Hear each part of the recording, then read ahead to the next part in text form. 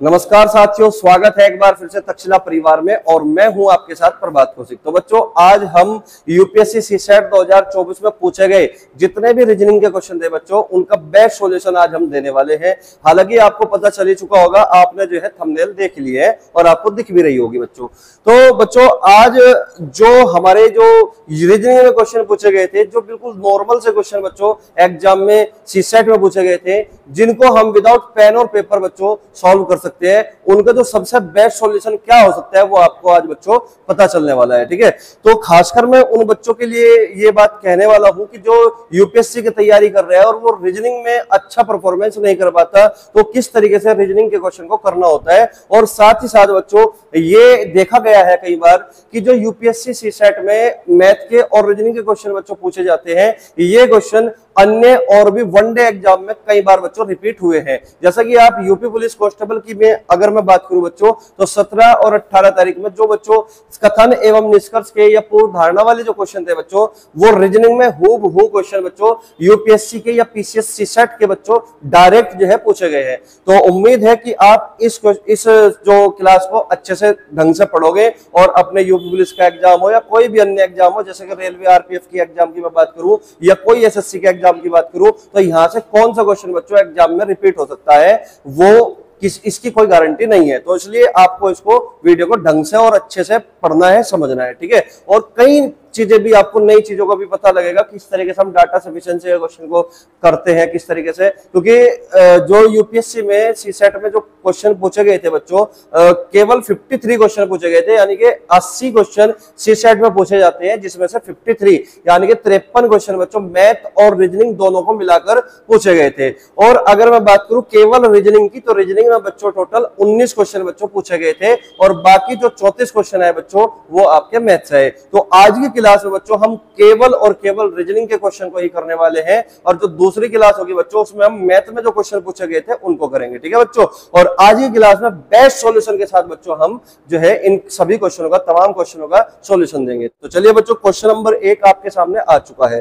तो question number 1 बच्चों आपका क्लॉक से पूछा गया था, घड़ी से पूछा गया था। क्वेश्चन में कहा गया किसी घड़ी में एक ही दिन सुबह 10 बजे और दोपहर 2 बजे के बीच में घंटे की सुई और मिनट की सुई कितनी बार संपाती होगी। तो बच्चों, संपाती होने का मतलब होता है कि मिनट की सुई और घंटे की सुई दोनों किस समय एक दूसरे को ओवरलैप करेगी, अर्थात एक दूसरे के ऊपर होगी, या फिर कह सकते हैं कि किस समय दोनों सुइयां एक ही दिशा में होगी। लेकिन आपसे बच्चों यहाँ पे टाइम नहीं पूछा गया, केवल आपसे पूछा गया 10 और 2 के बीच में कितनी बार संपाती होगी, कितनी बार एक ही दिशा में होगी, या फिर कितनी बार एक दूसरे को ओवरलैप करेगी। तो बच्चों देखिए, इस सवाल को करने के लिए सबसे बेस्ट सॉल्यूशन क्या होगा, समझिए बच्चों। यहाँ पे 10 AM से 2 PM की बात हुई है बच्चों, तो 10 AM से 2 PM तक कुल घंटे होते हैं बच्चों 4 घंटे। तो आपको ये बात पता होनी चाहिए, पता होनी क्या, आपको पता होगी इस बात का कि घड़ी की जो सुइयां होती है बच्चों एक ही दिशा में यानी कि एक दूसरे का ओवरलैप प्रत्येक घंटे में केवल एक बार करती है। यानी कि अगर मैं बात करूं बच्चों 2 से 3 के बीच में दोनों सुइयां केवल एक बार ओवरलैप करेगी, केवल एक बार एक ही दिशा में आएगी, केवल एक बार ही संपाती होगी। तो इसका मतलब मैं कह सकता हूं कि हर घंटे दोनों सुइयां एक बार संपाती होती है। लेकिन यहाँ पे बच्चों 10 AM से 2 PM तक टोटल 4 घंटे हुए, तो इसका मतलब अगर हर घंटे में एक बार संपाती होगी, हर घंटे में एक बार कंसाइड करेगी, तो इसका मतलब 4 घंटे में बच्चों 4 बार जो है ओवरलैप करना चाहिए। लेकिन आपको बच्चों एक छोटा सा यहाँ पे लॉजिक है, और वो लॉजिक बच्चों ये है कि अगर 12 बीच में आता है, यानी कि 10 AM से 2 PM के बीच में अगर 12 बीच में आता है, 12 बजे का समय बीच में आता है बच्चों, तो इसका मतलब यहाँ पे एक कम हो जाता है। उसका कारण बच्चों ये है कि अगर मैं बात करूं यहां से 10 से 11 से और 12 से 1 से और 2 से, तो यहां पे बच्चों घड़ी की सुइयां हैं। अगर मैं बात करूं 10 और 11 के बीच में, तो 10 और 11 के बीच में बच्चों दोनों सुइयां एक दूसरे को ओवरलैप करेगी। लेकिन 11 और 12 के बीच की अगर मैं बात करूं बच्चों, तो 11 और 12 के बीच में कभी भी दोनों सुइयां एक दूसरे को ओवरलैप नहीं करती, जबकि ठीक 12 बजे बच्चों दोनं सुइयां एक दूसरे को ओवरलैप करती है। इसी प्रकार अगर मैं बात करूं 12 से 1 के बीच में, तो 12 से 1 के बीच में बच्चों कभी भी दोनों सुइयां एक दूसरे को ओवरलैप नहीं करेगी। ठीक 12 बजे ही, 12 और 1 के बीच में कभी नहीं करेगी, केवल 12 बजे करेगी। तो इसका मतलब 11 से लेके 1 बजे तक, 11 से लेकर 1 बजे तक टोटल 2 घंटे हुए, और इन 2 घंटे के दौरान बच्चों केवल एक बार ही ये दोनों सुइयां एक दूसरे को ओवरलैप करेगी। फिर 1 और 2 के बीच में बच्चों एक दूसरे को ओवरलैप करती है। तो 11 और 1 के बीच में 2 घंटे, और इसमें बच्चों केवल वन टाइम, एक बार ही ओवरलैप करती है। और 10 और 2 के बीच में बच्चों 12 बीच में आएगा, और अगर 12 बीच में आएगा तो बच्चों इसका मतलब एक कम हो जाता है। तो 4 में से एक कम करोगे बच्चों, यहाँ पे 4 टाइम्स था, तो एक कम करोगे तो 3 टाइम्स, यानी कि 3 बार एक दूसरे को ओवरलैप करेगी 10 AM से 2 PM तक। तो उम्मीद है बच्चों आप इस बात को समझ पाए होंगे, क्योंकि 11 और 12 के बीच में कभी भी ओवरलैप नहीं करेगी, और 12 और 1 के बीच में भी कभी ओवरलैप नहीं करेगी। केवल और केवल 11 से 1 के बीच में ठीक 12 बजे ये दोनों सुइयां एक दूसरे को ओवरलैप करती है, संपाती होती है केवल एक बार। तो इसलिए हमारा यहाँ पे एक कम हो जाता है, क्योंकि 10 और 2 के बीच में बच्चों यहाँ पे 12 पर केवल एक बार ही करेगा। तो इसलिए आंसर क्या होगा आपका सही 3, यानी कि 3 बार। ठीक है, तो चलिए बच्चों नेक्स्ट क्वेश्चन की ओर बढ़ेंगे। क्वेश्चन नंबर 2 बच्चों आपके सामने आ चुका है। क्वेश्चन नंबर 2 आपसे पूछा गया बच्चों कैलेंडर का क्वेश्चन। क्वेश्चन में कहा गया वर्ष 2025 का कैलेंडर किस वर्ष के कैलेंडर के समान होगा। 2025 का कैलेंडर किस वर्ष के समान होगा। तो बच्चों यहाँ पे एक छोटा सा मेथड है, और वो मेथड आपको चंद सेकंडों में बच्चों इस क्वेश्चन का जवाब दे सकता है। ठीक है, आपसे पूछा गया कि 2025 का कैलेंडर कौन से वर्ष समान होगा। तो बच्चों सबसे पहले आपको यह जानना होगा कि किसी भी सामान्य वर्ष की अगर मैं बात करूं या किसी लीप वर्ष की अगर मैं बात करूं बच्चों, तो कोई भी वर्ष का कैलेंडर दूसरे वर्ष के समान कभी कभी तो कंप्लीट इक्वल होता है, और कभी कभी बच्चों पार्शियल इक्वल होता है, यानी कि आधा इक्वल होता है। ठीक है बच्चों, तो यहाँ पे हमसे पूछा गया 2025 का कैलेंडर किस वर्ष इक्वल होगा। तो बच्चों यहाँ पे जो इक्वल होता है उसके लिए एक मेथड है बच्चों 6 और 11, या तो 6 साल बाद इक्वल होता है या फिर 11 साल बाद इक्वल होता है। तो 6 साल बाद कौन सा कैलेंडर इक्वल होगा और 11 साल बाद कौन सा कैलेंडर इक्वल होगा, आपको ये बात समझनी पड़ेगी बच्चों। अगर मैं बात करूं बच्चों 11 साल की, तो 11 साल बाद बच्चों जो सामान्य वर्ष होगा वो किसी दूसरे सामान्य वर्ष के बराबर होता है। ठीक है, लेकिन जो सामान्य वर्ष, जो नॉर्मल ईयर ठीक लीप ईयर के बाद आता है, वो हमेशा बच्चों 6 साल बाद ही इक्वल होता है। तो इसका मतलब जो 2025 है ये ठीक लीप ईयर के बाद आया, यानी कि 2024 के बाद आया। तो 2024 के बाद आया बच्चों, तो इसका मतलब ये ठीक 6 साल बाद बच्चों इक्वल हो जाएगा, और 6 साल बाद बच्चों आपका जो आंसर होगा बच्चों वो 2031 होगा। यानी कि 2025 का जो कैलेंडर होगा ठीक 6 साल बाद बच्चों 2031 का बनेगा, जो कि एक दूसरे के समान होगा, क्योंकि 2025 2024 जो कि एक लीप ईयर है उसके बाद आया है। तो जितने भी लीप ईयर के बाद सामान्य वर्ष आते हैं वो हमेशा 6 वर्ष के बाद रिपीट होते हैं, और जो सामान्य वर्ष होगा और वो सामान्य वर्ष के अगर बराबर होगा तो बच्चों ठीक 11 साल बाद रिपीट होगा। और आपको ये वाली जो ट्रिक है, ये वाला जो मेथड है, केवल बच्चों ये तभी अप्लाई कर सकते हो जब आप एक ही सेंचुरी में घूमे हुए। ठीक है ना, यानी कि सेंचुरी एक ही होनी चाहिए। ये नहीं कि आप जो है जैसा कि 2025 की अगर मैं बात करूं तो ये 21वीं शताब्दी का बच्चों 25वां साल चला हुआ है, तो इसका मतलब 20वीं शताब्दी हमारी खत्म हो चुकी। लेकिन अगर आप 22वीं शताब्दी में जाओगे तो बच्चों ये ट्रिक फेल हो जाएगी। लेकिन फेल होने का कारण बच्चों यही है कि जब भी आप किसी शताब्दी से दूसरे शताब्दी में जाते हो, अगर आप लीप वर्ष को क्रॉस करते हो तो ये ट्रिक फेल नहीं होती, लेकिन अगर आप सामान्य शताब्दी वर्ष को क्रॉस करोगे तो ये ट्रिक जो है बच्चों फेल हो जाती है। तो फिर हमें इस टाइप के क्वेश्चन को करने के लिए बेसिक से ही जाना पड़ेगा, और बेसिक से जाने के लिए बच्चों वहां पे हम रिमाइंडर को शून्य करते हैं। वो चीज हम जो है क्लास नोट्स जब हम प्रोवाइड कराएंगे कैलेंडर के तब आपको क्लियर हो जाएगी। ठीक है बच्चों, तो यहाँ पे फिलहाल केवल ये क्वेश्चन पूछा गया था कि 2025 का कैलेंडर किस वर्ष समान होगा। तो 2025 जो कि एक लीप वर्ष के बाद आता है, और जो वर्ष लीप वर्ष के बाद आते हैं बच्चों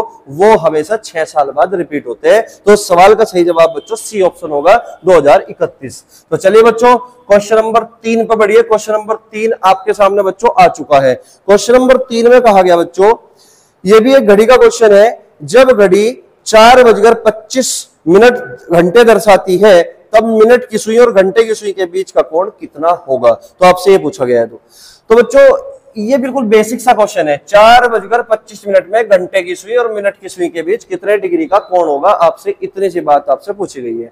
तो इसके लिए डायरेक्ट एक फॉर्मूला है एंगल निकालने का, और वो फॉर्मूला क्या है बच्चों, मैं यहाँ पे लिख देता हूं। थीटा बराबर घंटे, ये HR घंटे को रिप्रेजेंट करेगा, और ये m यानी कि मिनट को रिप्रेजेंट करेगी। तो ये बात आपको याद रखना है कि घंटे में करनी है बच्चों 30 से मल्टीप्लाई और मिनट में करनी है बच्चों 11/2 से मल्टीप्लाई। ठीक है, घंटे में 30 से मल्टीप्लाई करोगे, मिनट में करोगे 11/2 से मल्टीप्लाई। और यहाँ पे डिफरेंस का साइन, डिफरेंस का मतलब हमेशा डिफरेंस पॉजिटिव होता है, यानी कि आपको बड़ी वैल्यू में से छोटी वैल्यू को घटाना है। ठीक है बच्चों, तो यहाँ पे घंटे का मतलब है 4, तो 4 × 12 यानी कि 4 × 30 और डिफरेंस मिनट का मतलब है बच्चों 25, तो 25 × 11/2। तो यहाँ पे बच्चों 4 × 12 120 होगा और यहाँ पे 25 × 11 करोगे तो बच्चों यहाँ पे बनेगा आपका 275, 275/2। अब 275 को आप 2 से डिवाइड करोगे, 2 × 1 = 2, 2 × 3 = 6, 2 × 7 = 14 और 2 × 5 = 10। और यहाँ पे बच्चों 120 डिफरेंस 137.5, तो बड़ी वैल्यू बच्चों ये है 137 में से 120 को जब माइनस करोगे तो आपका जो जवाब होगा बच्चों 17.5 डिग्री होगा। तो इसका मतलब ठीक 4:25 पे घंटे और मिनट की सुई के बीच 17.5 डिग्री, जो कि आपका सी ऑप्शन है बच्चों, ये आपका सही आंसर होगा तीसरे क्वेश्चन का। ठीक है, तो चलिए क्वेश्चन नंबर 4 पे चलते हैं बच्चों। तो क्वेश्चन नंबर 4 क्या है, देखिए क्वेश्चन नंबर 4 बच्चों ये एक सीरीज का क्वेश्चन है जिसमें हमें जो फिल इन द ब्लैंक दिए हुए उसमें हमें लेटर फिल करने हैं। तो बच्चों क्वेश्चन है हमारा, मैं लिख देता हूं एक बार, ए के बाद बच्चों B, C, D dash, B, B, C, D, फिर उसके बाद ए, बी, सी और उसके बाद डी, ए, फिर बी, सी और डी। और क्वेश्चन में कहा गया बच्चों कि अनुक्रम यानी कि जो सीरीज दे रखी है हमें, इस पर हमें विचार करना है जो एक निश्चित पैटर्न का अनुसरण करता है, निम्नलिखित में से कौन सा इस अनुक्रम को पूरा करता है। तो ऑप्शन ए बच्चों दे रखा है बी, ए, डी, सी और बी ऑप्शन दे रखा है बच्चों बी, ए, सी और डी और उसके बाद दे रखा है AA, CD और उसके बाद दे रखा है बच्चों AA, DC। तो जब भी इस टाइप का क्वेश्चन बच्चों आपके किसी भी एग्जाम में पूछा जाए, क्योंकि ये केवल यूपीएससी सेट में पूछे जाने वाला क्वेश्चन नहीं है, ये एसएससी के एग्जाम में भी पूछा जाता है। और खास तौर पर अगर मैं बात करूं बच्चे यूपी पुलिस एग्जाम की, तो बच्चों यूपी पुलिस एग्जाम में भी 17 फरवरी और 18 फरवरी को एग्जाम हुआ था, तो वहां पे भी क्वेश्चन पूछा गया था। तो बच्चों करना क्या है, देखिए बच्चों सबसे पहले जब भी इस टाइप की कोई सीरीज आपके सामने होगी तो सबसे पहले आपको जो है काउंट करने हैं नंबर ऑफ लेटर, कि लेटर की संख्या कितनी है। तो सबसे पहला काम हमारा यही होता है। तो 1 2 3 4 5 6 7 8 9 10 11 12 13 14 15 16 17 18 19 20। इसका मतलब यहाँ पे 20 लेटर है। और अगर बच्चों 20 लेटर है तो 20 लेटर को आप ग्रुप में ब्रेक कर सकते हो, 4 का या फिर 5 का।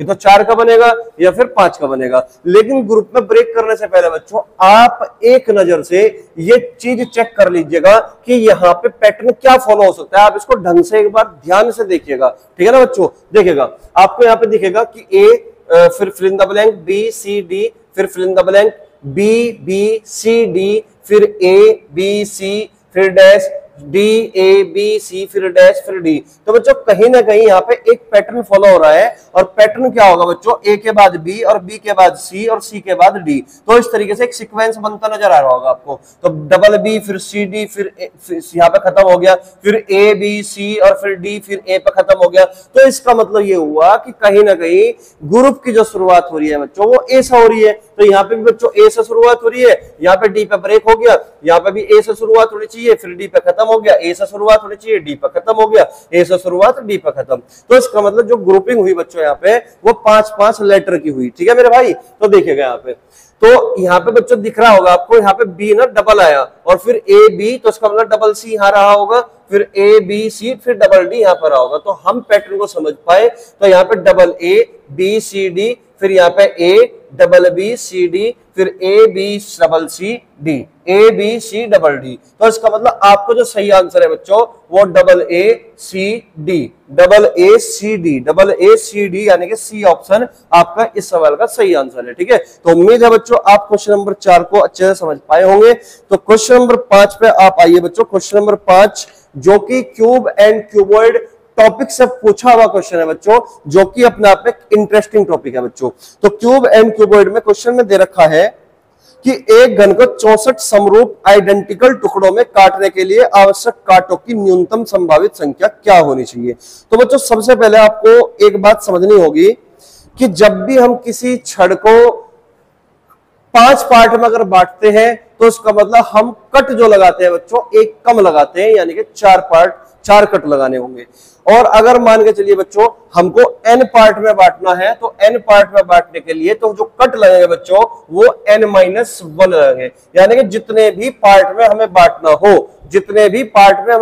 हो कट हमेशा बच्चों उससे कम लगते हैं। मान के चलिए समझने की कोशिश करना बच्चों, मैं एक लाइन है और इस लाइन को मैं चाहता हूं 4 पार्ट में बांटना। अगर मैं इस लाइन को 4 पार्ट में बांटना चाहता हूं, 4 भागों में विभाजित करना चाहता हूं, तो हमें कट जो लगाने पड़ेंगे वो 3 कट लगाने पड़ेंगे, जैसे कि 1 2 और फिर यहां पे बच्चों 3, इस तरीके से 3 कट लगाए, 1 2 3 कट लगाए तो 1 2 3 4, तो हमने इसको 4 भागों में बांट दिया। इसी प्रकार अगर हमें 5 भागों में बांटना है तो 4 कट लगाने पड़ेंगे, और इसी प्रकार अगर 20 भागों में बांटना है, 20 पार्ट में बांटना है तो 19 कट लगाने पड़ेंगे। तो इसका मतलब ये हुआ कि अगर हम उस छड़ को n पार्ट में बांटना चाहते हैं तो कट की जो संख्या होगी वो n-1 होगी, n-1 कट की संख्या होगी, ठीक है बच्चों। लेकिन अगर मैं बात करूं जब हम क्यूब को काटते हैं या क्यूबॉइड को काटते हैं तो कट कितने प्रकार से लगाए जा सकते हैं, मान लीजिए बच्चों ये हमारा क्यूबॉइड है और हमें इसको काटना है, तो काटने के लिए हमें किस तरीके से कट लगाने होंगे तो समझिए बच्चों, ऐसे कट लगाएंगे। एक कट तो ये होगा, मतलब ऐसे काट दिया जिस तरीके से, जैसे कि चाकू समझ लो, तो एक कट ऐसा लगा, एक तरीका तो ये हुआ।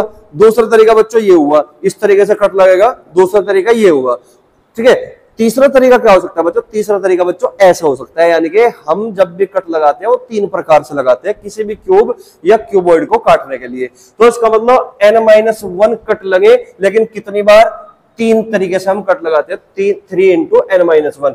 तो ये जो आई बच्चों संख्या, ये टोटल कट्स, यानी कि टोटल कांटों की न्यूनतम संख्या अगर हमें निकालना है बच्चों, तो ये फॉर्मूला हमने बना दिया, यहाँ पे जनरेट कर दिया, 3 × n-1। और यहाँ पे कहा गया एक घन को 64 समरूप, यानी कि 64 घन है टोटल, तो n की पावर 3 जो दे रखी है बच्चों वो 64 है, तो n की वैल्यू कितनी होगी बच्चों, 4 होगी। तो n की वैल्यू अगर 4 है तो इसमें फॉर्मूला में वैल्यू रखोगे 3 × 4 - 1 यानी कि 3, तो इसका मतलब न्यूनतम जो कट होंगे, जो मिनिमम नंबर ऑफ कट होंगे वो बच्चों आपका 9 होगा। और इस सवाल का जो उत्तर होगा बच्चों वो बी ऑप्शन होगा, ठीक है। तो चलिए क्वेश्चन नंबर 6 की ओर बढ़ते हैं। क्वेश्चन नंबर 6 में कहा गया बच्चों व्यंजक 5 स्टार 4 स्टार 3 स्टार 2 स्टार 1 में स्टार को प्लस माइनस और गुणांश में से प्रत्येक अधिक से अधिक 2 बार चुना जाता है, व्यंजक का न्यूनतम ऋणोत्तर मान क्या होगा। तो हो सकता है बच्चों यहां पर जो एक क्वेश्चन में दे रखा है लास्ट में कि व्यंजक का न्यूनतम ऋणोत्तर मान क्या होगा, कि बच्चा इस ऋणोत्तर मान की वैल्यू निकालने से पहले इस शब्द में कंफ्यूज हो जाए कि ये न्यूनतम ऋणोत्तर मान है क्या। तो अगर जब भी इस तरीके से आप किसी शब्द में फंस जाते हो तो सबसे अच्छा तरीका क्या होगा बच्चों, आप उसको इंग्लिश में पढ़िएगा एक बार। तो क्वेश्चन में क्या रखा है, in the expression 5 star 4 star 3 2 star 1 star is chosen from plus minus into each at the most 2 times what is the smallest non negative value. तो इसका मतलब क्या है, आपको बताना है what is the smallest non negative value, यानी कि ऐसी वैल्यू जो नॉन नेगेटिव, जो नेगेटिव ना हो। और आपको ये बात पता होना चाहिए बच्चों कि नॉन नेगेटिव वैल्यू होती क्या है। तो नॉन नेगेटिव वैल्यू जो आपके होल नंबर होते हैं, यानी कि हिंदी में अगर मैं बात करूं पूर्ण संख्या की, अगर मैं बात करूं, क्योंकि प्राकृतिक संख्या अर्थात नेचुरल नंबर अर्थात काउंटिंग नंबर 1 से स्टार्ट होते हैं, जबकि होल नंबर मतलब पूर्ण संख्याएं 0 से स्टार्ट होती है। तो इसका मतलब 0 से लेकर 0 1 2 3 से लेकर अनंत तक ये सभी संख्याएं बच्चों आपकी होल नंबर है, पूर्ण संख्या है। और इन्हीं को बच्चों आप क्या कहोगे, नॉन नेगेटिव नंबर्स कहोगे, यानी कि होल नंबर या नॉन नेगेटिव नंबर्स यही होता है। सबसे छोटा नॉन नेगेटिव नंबर बच्चों 0 होगा। और आपको पता होना चाहिए कि यहाँ पे जो आपसे पूछा गया है वो यही पूछा गया है, स्मॉलेस्ट नॉन नेगेटिव नंबर। और आपके 4 ऑप्शन में से बच्चों 0 भी एक ऑप्शन में है, तो हमारी जो कोशिश रहेगी वो सबसे पहले बच्चों 0 बनाने की रहेगी। अगर 0 बना तो ठीक है, फिर 1 बनाने की कोशिश करेंगे, अगर 1 ना बना तो फिर ठीक है, फिर हम 2 बनाने की कोशिश करेंगे, इस तरीके से। तो आप समझिए इस क्वेश्चन को करने के लिए सबसे बेस्ट बेस्ट थॉट क्या हो सकती है। ठीक है बच्चों, तो व्यंजक क्या दे रखा है यहां पर मैं लिख देता हूं 5 स्टार 4 स्टार 3 स्टार 2 स्टार 1। ठीक है बच्चों, और यहां पे स्टार को हम रिप्लेस कर सकते हैं प्लस से, माइनस से और मल्टीप्लाई से। लेकिन इसमें क्वेश्चन में ये भी दे रखा है बच्चों कि एट मोस्ट 2 टाइम्स, यानी कि स्टार की जगह पर हम इन साइन में से अधिक बच्चों केवल 2 बार ही इस्तेमाल कर सकते हैं इन साइन को, यानी कि प्रत्येक अधिक से अधिक 2 बार चुना जा सकता है। प्रत्येक अधिक से अधिक 2 बार चुना जा सकता है, यानी कि स्टार को रिप्लेस अगर करना है प्लस माइनस और मल्टीप्लाई से, तो प्लस माइनस और मल्टीप्लाई को मैक्सिमम हम एक बार में 2 बार चुन सकते हैं। समझ में आई बात? अब इस बात को समझना।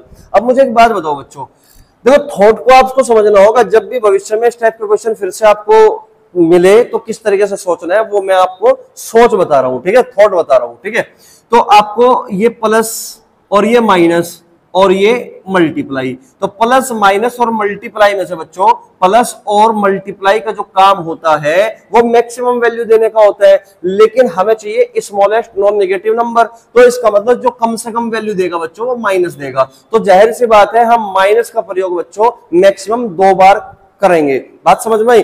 जबकि प्लस और मल्टीप्लाई ये मैक्सिमम वैल्यू देगा और हमें स्मॉलेस्ट नंबर चाहिए। स्मॉलेस्ट नंबर चाहिए तो हमें माइनस का प्रयोग ज्यादा बार करना चाहिए। तो आप मुझे एक बात बताइए, यहाँ 5 है, 4 है, 3 है, 2 है, 1 है, तो यहाँ पे बड़ी वैल्यू बच्चों 5 है, फिर 4 है, फिर 3 है, फिर 2 है, फिर 1 है। तो हम कोशिश हमेशा ये करेंगे जो बड़ी वैल्यू हो थोड़ी वो कम हो जाए। तो 5 और 4 के बीच में अगर माइनस का निशान लगा दिया जाए, 5 4 के बीच में माइनस का, 4 3 के बीच में माइनस का। ठीक है बच्चों, अब माइनस का हम 2 बार यूज कर चुके, 2 से अधिक बार हम यूज नहीं कर सकते, तो माइनस का खेल खत्म। अब प्लस और मल्टीप्लाई के निशान की अगर मैं बात करूं बच्चों, चिन्ह की अगर बात करूं, तो प्लस और मल्टीप्लीकेशन की बात करूं, तो आप यहां पे समझिए, ये मल्टीप्लाई की वैल्यू अगर मैं 3 दूनी 6 करा दूं या 2 एकम 2 करा दूं, तो मिनिमम वैल्यू 3 दूनी 6 देगा या फिर 2 एकम 2 देगा। तो आप कहोगे सर मिनिमम वैल्यू आपको मल्टीप्लिकेशन देगा, वो कहां पर देगा? यहां पर देगा, क्योंकि अगर मल्टीप्लिकेशन का साइन में 5 और 4 के बीच में लगाता तो 5 चौक 20 बड़ी वैल्यू हो जाती, 4 3 के बीच में 4 थे 12 ये भी बड़ी वैल्यू हो जाती, 3 दूनी 6 यहाँ पे बच्चों ये भी बड़ी वैल्यू है। किसके रेस्पेक्ट में बच्चों? 2 एकम 2 2 के रेस्पेक्ट में। तो यहाँ पे बच्चों स्टार की जगह हम मल्टीप्लिकेशन का साइन प्रयोग कर सकते हैं। ठीक है बच्चों, लेकिन अब साइन बचा बच्चों ये, अब यहाँ पे माइनस का प्रयोग तो मैं कर चुका, माइनस का तो मैं प्रयोग कर नहीं सकता से ज्यादा। ठीक है, अब बचा हमारे पास मल्टीप्लिकेशन का भी मैं यूज कर सकता हूँ। यहाँ पे 3 दूनी 6, लेकिन ये बड़ी वैल्यू दे रहा है 3 और 2 5। अगर मैं यहाँ पे देखो प्लस का निशान लगा दूं तो कहीं ना कहीं 3 और 2 5, 3 दूनी 6 से कम वैल्यू दे रहा है। तो मल्टीप्लिकेशन के अलावा बच्चों यहाँ पे मैं प्लस का निशान अगर लगाऊं तो ज्यादा बेनिफिशियल रहेगा, क्योंकि अगर मैं यहाँ पे प्लस का निशान लगाता तो 2 और 1 3 ये वैल्यू ज्यादा होती और 2 एकम 2 ये वैल्यू कम है। ठीक है, तो एक बार हम देखते हैं कि अगर 0 हमारा आंसर बना तो सही है, अगर 0 नहीं बना, क्योंकि 0 से कम तो कुछ नहीं हो सकता ना बच्चों, नॉन नेगेटिव नंबर। क्लियर है बात? तो कोशिश हमारी यही रहेगी 0 बनाने की। अगर 0 ना बन पाया तो हम 1 बनाने की कोशिश करेंगे। देखिए बच्चों, तो यहाँ पे आप देख पा रहे होंगे 5 में से 4 कम किया, प्लस का 1 और 1 माइनस 3 तो माइनस का 2, और यहाँ पे बच्चों प्लस है और 2 एकम 2, तो यहां से 2 से 2 कटेगा तो आपका जो आंसर आएगा वो 0 आएगा। क्लियर है बात? तो इसका मतलब हम समर्थ है 0 बनाने में। ठीक है, तो आपका इस क्वेश्चन का जवाब जो होगा बच्चों वो डी ऑप्शन होगा। तो चलिए क्वेश्चन नंबर 7 पाइए। क्वेश्चन नंबर 7 में क्या कहा गया? क्वेश्चन नंबर 7 बिल्कुल सिंपल क्वेश्चन दे रखा है बच्चों। क्वेश्चन में कहा गया एक व्यक्ति ने 1 जनवरी 2024 को 1 रुपए की बचत की, 2 जनवरी 2023 को उसने पूर्ववर्ती दिन की तुलना में 2 रुपए की अधिक बचत की, 3 जनवरी 2023 को उसने पूर्ववर्ती दिन की तुलना में 2 रुपए की अधिक बचत की, और यह क्रम आगे भी जारी रहता है। किस तारीख के अंत में उसकी कुल बचत एक पूर्ण वर्ग होने के साथ साथ एक पूर्ण घन भी होगी? तो इसका मतलब वो पूर्ण जो नंबर होगा वो पूर्ण वर्ग भी हो और साथ साथ में बच्चों वो पूर्ण घन भी हो, यानी कि परफेक्ट स्क्वायर नंबर भी हो और साथ में बच्चों परफेक्ट क्यूब नंबर भी बने। तो सबसे पहले बच्चों आपको ये पता करना होगा कि वो ऐसे नंबर होते कौन कौन से हैं जो परफेक्ट स्क्वायर नंबर भी हो और परफेक्ट क्यूब नंबर भी हो। तो आपको पता है बच्चों परफेक्ट स्क्वायर नंबर बनने के लिए पावर 2 होनी चाहिए और परफेक्ट क्यूब नंबर बनने के लिए बच्चों पावर कितनी होनी चाहिए? 3 होनी चाहिए। तो इसका मतलब ये हुआ कि वो नंबर जो भी होगा वो किसी भी नेचुरल नंबर की पावर 3 दूनी 6 करने से मिलेगा। जैसे मैं अगर मैं समझाऊं, 1 की पावर अगर मैं 6 कर दूं बच्चों तो 1 मिलता है, 2 की पावर अगर मैं 6 कर दूं बच्चों तो 64 बनता है, और 3 की पावर अगर मैं 6 कर दूं बच्चों, 3 की पावर 6 मतलब 729 बनता है, और 4 की पावर अगर मैं 6 कर दूं बच्चों तो 4096 बनता है।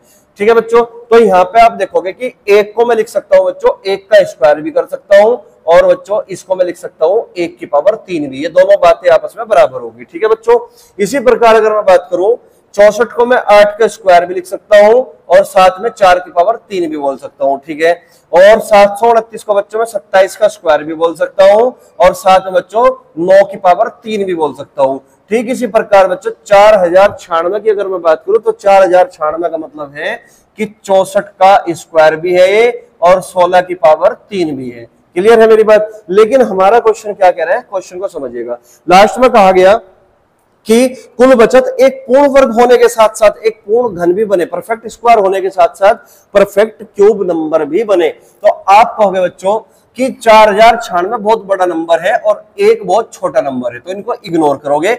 729 भी बड़ा नंबर है, तो हम जो काम करेंगे सबसे पहले बच्चों 64 पे काम करेंगे कि 64 बने। ठीक है बच्चों, अब देखिए क्वेश्चन में क्या कह रहा कि 1 जनवरी को उसने 1 रुपए की बचत की। अगर उसने 1 जनवरी को 1 रुपए की बचत की, फिर 2 जनवरी को उसने पिछले दिन के मुकाबले 2 रुपए अधिक की बचत की, इसका मतलब 3 रुपए की बचत की, फिर 2 रुपए ज्यादा, 3 और 2 5 की, फिर 5 और 2 7, 7 और 2 9, 9 और 2 11, और 11 और 2 13। इस तरीके से बच्चों बचत कर रहे हैं वो, हर पूर्ववर्ती दिन के मुकाबले 2 अधिक की बचत कर रहे हैं। तो हमारी कोशिश बच्चों ये रहेगी कि हमारा 64 बने आंसर। ठीक है ना, तो 64 बने, तो एक बार जोड़ लेते हैं बच्चों, 1 और 3 4, 4 और 5 9, 9 और 7 16, 16 और 9 25, 25 और 11 36, 36 और 13 49, 49 को 64 बनाने के लिए बच्चों हमें 13 और 2 15 और जोड़ना होगा, 15 जोड़ने से बच्चों ये बनता है 64। इसका मतलब ये 1 तारीख है, 2 तारीख, 3 तारीख, 4 तारीख, 5 तारीख, 6 तारीख, 7 तारीख, 8 तारीख, यानी कि 8 जनवरी 2023 को हमारी जो बचत बनेगी वो 64 बनेगी, जो कि अपने आप में परफेक्ट स्क्वायर नंबर भी है और परफेक्ट क्यूब नंबर भी है। तो इसका मतलब बच्चों आपका जो सही जवाब होगा 4 ऑप्शन में से, वो आपका बी ऑप्शन बिल्कुल करेक्ट जवाब होगा। तो उम्मीद है आप चीजों को समझ पाए होंगे। हालांकि आप इस क्वेश्चन को अर्थमेटिक प्रोग्रेशन का यूज करके भी कर सकते हैं, लेकिन मैं समझता हूं बच्चों हमें उसका कोई भी यूज नहीं करना, क्योंकि 4 ऑप्शन है बच्चों 7 8 और 9, तो 7 तारीख 8 तारीख 9 तारीख तक हम अपने आप इस तरीके से लिख के भी जोड़ सकते हैं, और वो हमारा 64 बना। ठीक है, तो चलिए बच्चों नेक्स्ट क्वेश्चन की ओर बढ़ते हैं। क्वेश्चन नंबर आपका आ चुका बच्चों 8 जो कि अपने आप में एक अच्छा क्वेश्चन है, मैं इसको अच्छा क्वेश्चन मानता हूं। ठीक है, तो इसको देखते हैं किस तरीके से हमें कर रहे हैं। तो बच्चों क्वेश्चन नंबर 8 जो है अपने आप में एक बड़ा क्वेश्चन है, तो इसलिए आप इसका स्क्रीनशॉट भी ले सकते हो। ठीक है, क्योंकि ये थोड़ा बड़ा क्वेश्चन है तो छोटा करके आपको दिखेगा नहीं, तो इसलिए मैंने पूरी स्क्रीन पर ही इस क्वेश्चन को डाल दिया है।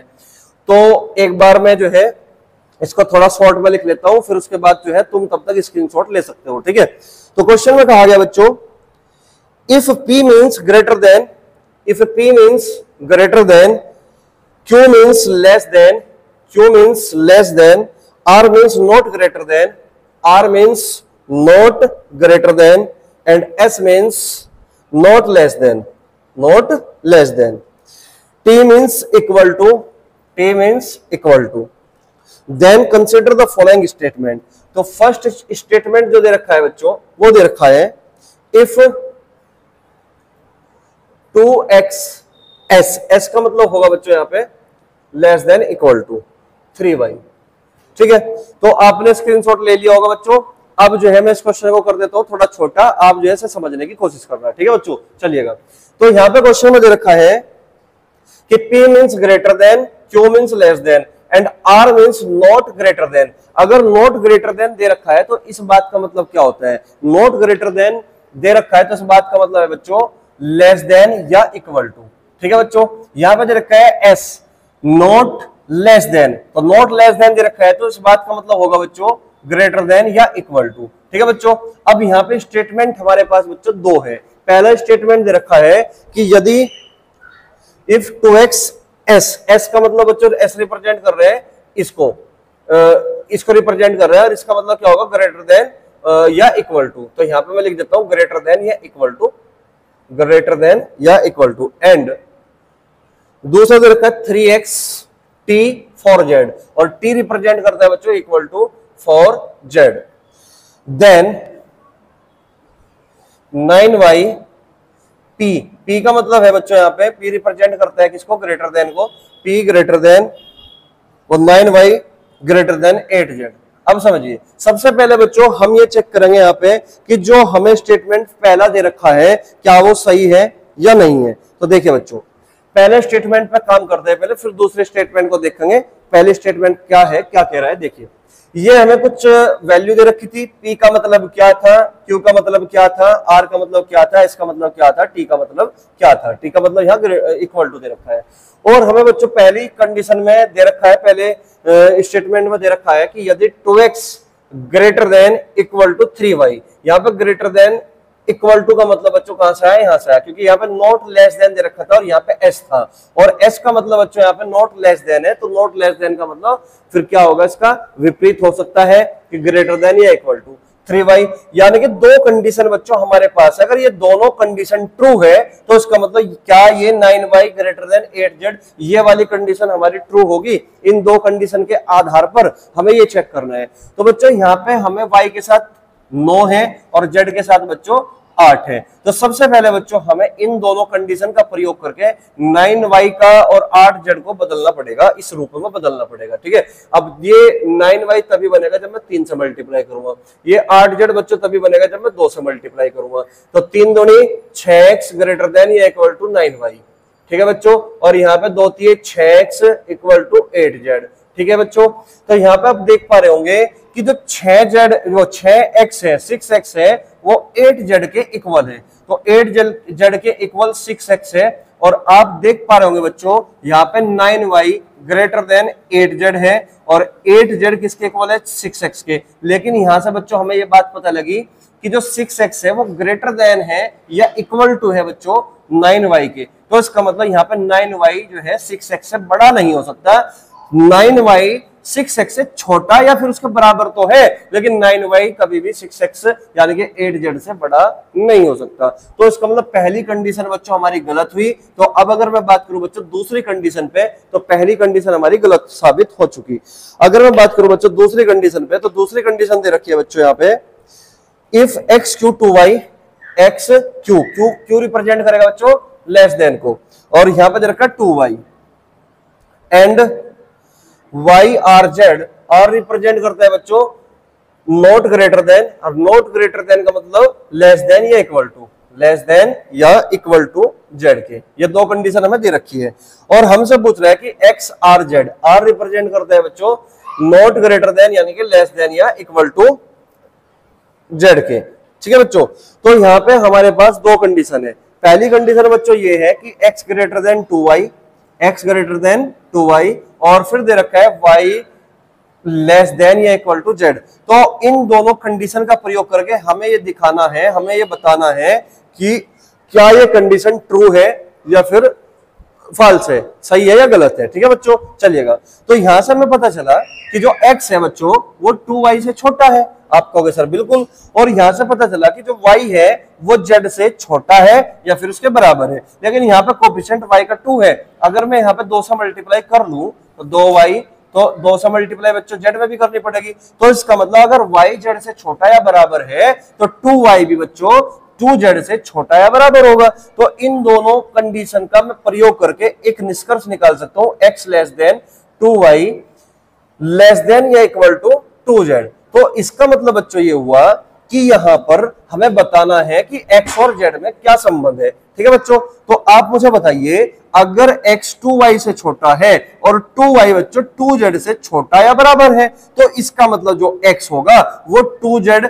से छोटा ही होगा। अगर 2z से 2y छोटा है तो इसका मतलब x जो होगा वो z से फिर छोटा ही होगा। कभी भी x 2z के बराबर हो ही नहीं सकता, क्योंकि यहाँ पे बीच में लेस देन का साइन है। तो इसका मतलब बच्चों क्या होगा, x less than z, x less than z, यानी कि x z से छोटा तो हो सकता है लेकिन कभी भी बराबर नहीं हो सकता। अगर बराबर नहीं हो सकता तो हमारी दूसरी कंडीशन भी बच्चों फाल्स हुई, यानी कि गलत हुई। तो इसका मतलब इस क्वेश्चन का जो आंसर बनेगा बच्चों वो आपका डी ऑप्शन बनेगा, नाइदर फर्स्ट और नॉर सेकंड। तो neither first nor second, nor second, तो पहली भी कंडीशन हमारी गलत है, दूसरी भी। तो डी ऑप्शन बच्चों इस क्वेश्चन का बिल्कुल सही जवाब होगा। तो उम्मीद है आप क्वेश्चन को अच्छे से समझ पाए होंगे और आपने इस क्वेश्चन का स्क्रीनशॉट भी ले लिया होगा, क्योंकि क्वेश्चन थोड़ा बड़ा था इसलिए मैंने पूरी स्क्रीन पे इसको दिखाया था। ठीक है बच्चों, चलिए तो नेक्स्ट क्वेश्चन की ओर बढ़ते हैं। क्वेश्चन नंबर 9 बच्चों आपके सामने आ चुका है। क्वेश्चन नंबर 9 को देखते हैं एक बार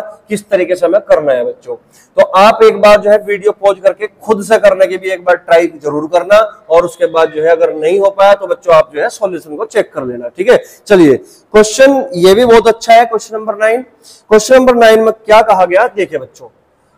क्वेश्चन नंबर 9 में कहा गया बच्चों, किसी कोण में अक्षर P Q R S T संख्या 4, 5, 10, 12 और 15 को निरूपित करते हैं। यह ज्ञात नहीं कि कौन सा अक्षर कौन सी संख्या को करते हैं। यदि q minus S equal to 2s और t equal to r plus S plus 3 तो p plus r minus T की वैल्यू क्या होगी। तो क्वेश्चन में कहा गया in some code letters p q r s t represent number 4, 5, 10, 12, 15. It is no known which letter represent which number if q minus s equal to 2s.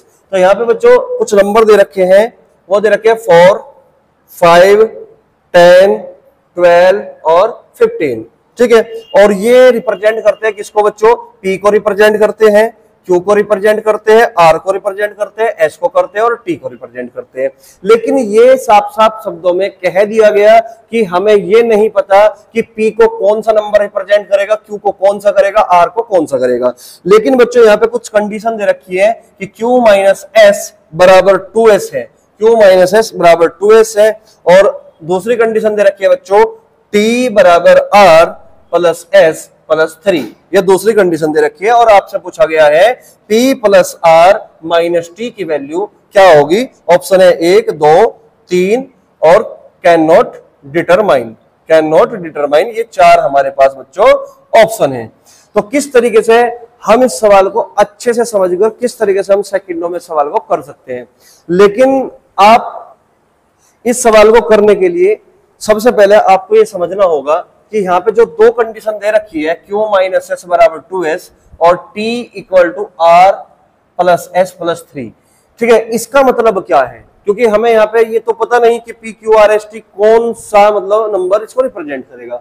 तो आप मुझे एक बात बताइए, सबसे पहले हम पहली कंडीशन को देखते हैं। आप यहाँ पे 2s है और यहाँ पे क्या है बच्चों s है, क्या मैं s को इक्वल के उधर ले जा सकता हूँ, आप कहोगे सर बिल्कुल। तो Q इक्वल टू 3s होगा, Q इक्वल टू क्या होगा बच्चों, Q इक्वल टू 3s होगा।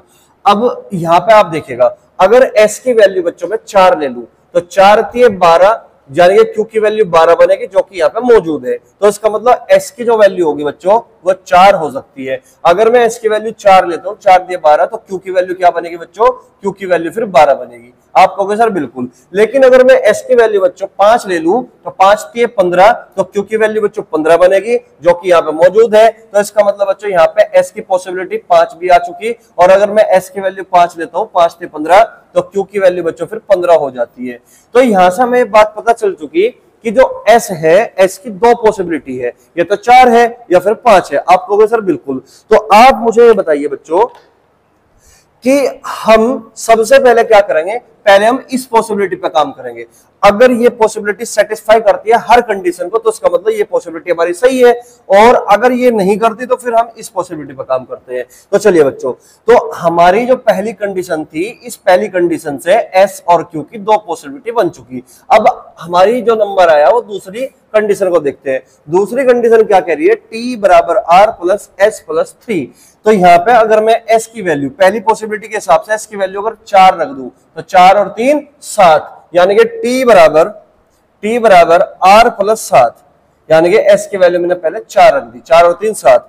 तो 7 में मैं ऐसा क्या जोड़ दूं कि t की वैल्यू निकल जाए। तो आप कहोगे सर पहले हम क्या करेंगे, 4 तो हम ले नहीं सकते क्योंकि 4 तो हमारी s की वैल्यू आ गई। ठीक है बच्चों, 5 ले सकते हैं हम, बिल्कुल ले सकते हैं, 7 और 5 12, लेकिन 12 वैल्यू इसलिए नहीं ले सकते बच्चों क्योंकि वैल्यू 12 है, तो इसका मतलब हम 4 तो इसलिए ले पाए क्योंकि s की वैल्यू ऑलरेडी 4 आ चुकी थी।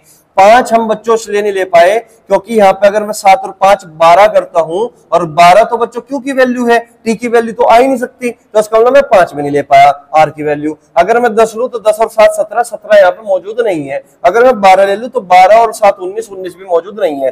15 और 7 ले लूं तो बच्चों तो 22 बनेगा, 22 भी यहाँ पे मौजूद नहीं है। तो इसका मतलब इस पहली पॉसिबिलिटी के हिसाब से बच्चों न तो मैं यहाँ पे आर की वैल्यू बच्चों 4 ले पाया, 4 एस की वैल्यू थी, और ना ही मैं यहाँ पे बच्चों आर की वैल्यू 5 ले पाया, क्योंकि 5 लोगे तो टी की वैल्यू क्या बनेगी बच्चों 12 बनेगी, जो क्यू की वैल्यू थी। तो इसका मतलब पहली पॉसिबिलिटी हमारी गलत है। तो अब हमारा काम क्या होगा बच्चों, दूसरी पॉसिबिलिटी पे काम करना। तो दूसरी पॉसिबिलिटी बच्चों ये है, यहाँ पे T equal to R plus S की वैल्यू बच्चों यहाँ पे क्या रखोगे 5, 5 और 3 8, तो 8 में मैं ऐसा क्या जोड़ दूं कि टी की वैल्यू निकल जाए। तो अगर बच्चों मैं आर की वैल्यू 4 ले लूं तो 8 और 4 12, क्या मैं टी की वैल्यू 12 ले सकता हूं? आप कहोगे सर बिल्कुल ले सकते हो। तो आर की वैल्यू यहाँ पे 4 रखने से बच्चों टी की वैल्यू कितनी आ जाती है 12 आ जाती है। आप कहोगे सर बिल्कुल। 4 के अलावा क्या मैं 5 ले सकता हूं? आप कहोगे नहीं, क्योंकि एस की वैल्यू 5 है। 10 ले सकते हो, 10 और 18, 18 बच्चों यहाँ पे नहीं है। 12 8 20, 20 में नहीं है। 15 और 8 भी नहीं ले सकते। तो इसका मतलब ये हमारी राइट पॉसिबिलिटी थी। यहाँ पे एस की वैल्यू 5 आ चुकी, क्यू की वैल्यू 15 आ चुकी, टी की वैल्यू बच्चों 12 आ चुकी, आर की वैल्यू बच्चों 4 आ चुकी। तो इसका मतलब ए की वैल्यू बची है बच्चों हमारी 10। तो इसका मतलब 10 वैल्यू किसकी बची? फिर ये वैल्यू बच्चों, ये हमारी 10 वैल्यू बची फिर पी की। और हमसे जो पूछा गया बच्चों वो पूछा गया P plus R minus T. तो पी की वैल्यू बच्चों 10 है, आर की वैल्यू अभी निकाल ली बच्चों 4 है, और टी की वैल्यू बच्चों यहाँ पे 12 है। तो यहां से 10 और 4 14, 14 माइनस 12। तो इस क्वेश्चन का आंसर बच्चों 2 होगा, यानी कि आपका जो सही जवाब होगा बच्चों वो बी ऑप्शन होगा। तो उम्मीद है मैं आपको बहुत ही अच्छे से समझा पाया होगा, ठीक है ना। तो नेक्स्ट क्वेश्चन की ओर बढ़ेंगे बच्चों, क्वेश्चन नंबर 10। क्वेश्चन नंबर 10 बच्चों ये डायरेक्शन टेस्ट का पूछा हुआ एक जबरदस्त क्वेश्चन है बच्चों, और मुझे पता है कि बहुत सारे बच्चे यहाँ पे छोटी सी मिस्टेक के कारण इस सवाल को नहीं कर पाए होंगे, ठीक है, क्योंकि बहुत सारे बच्चे ऐसे सवाल में थोड़ी सी गलतियां कर देते हैं अगर उसको सही कंसेप्ट का ना पता हो तो, ठीक है। तो क्वेश्चन नंबर 10 देखिए बच्चों क्या है।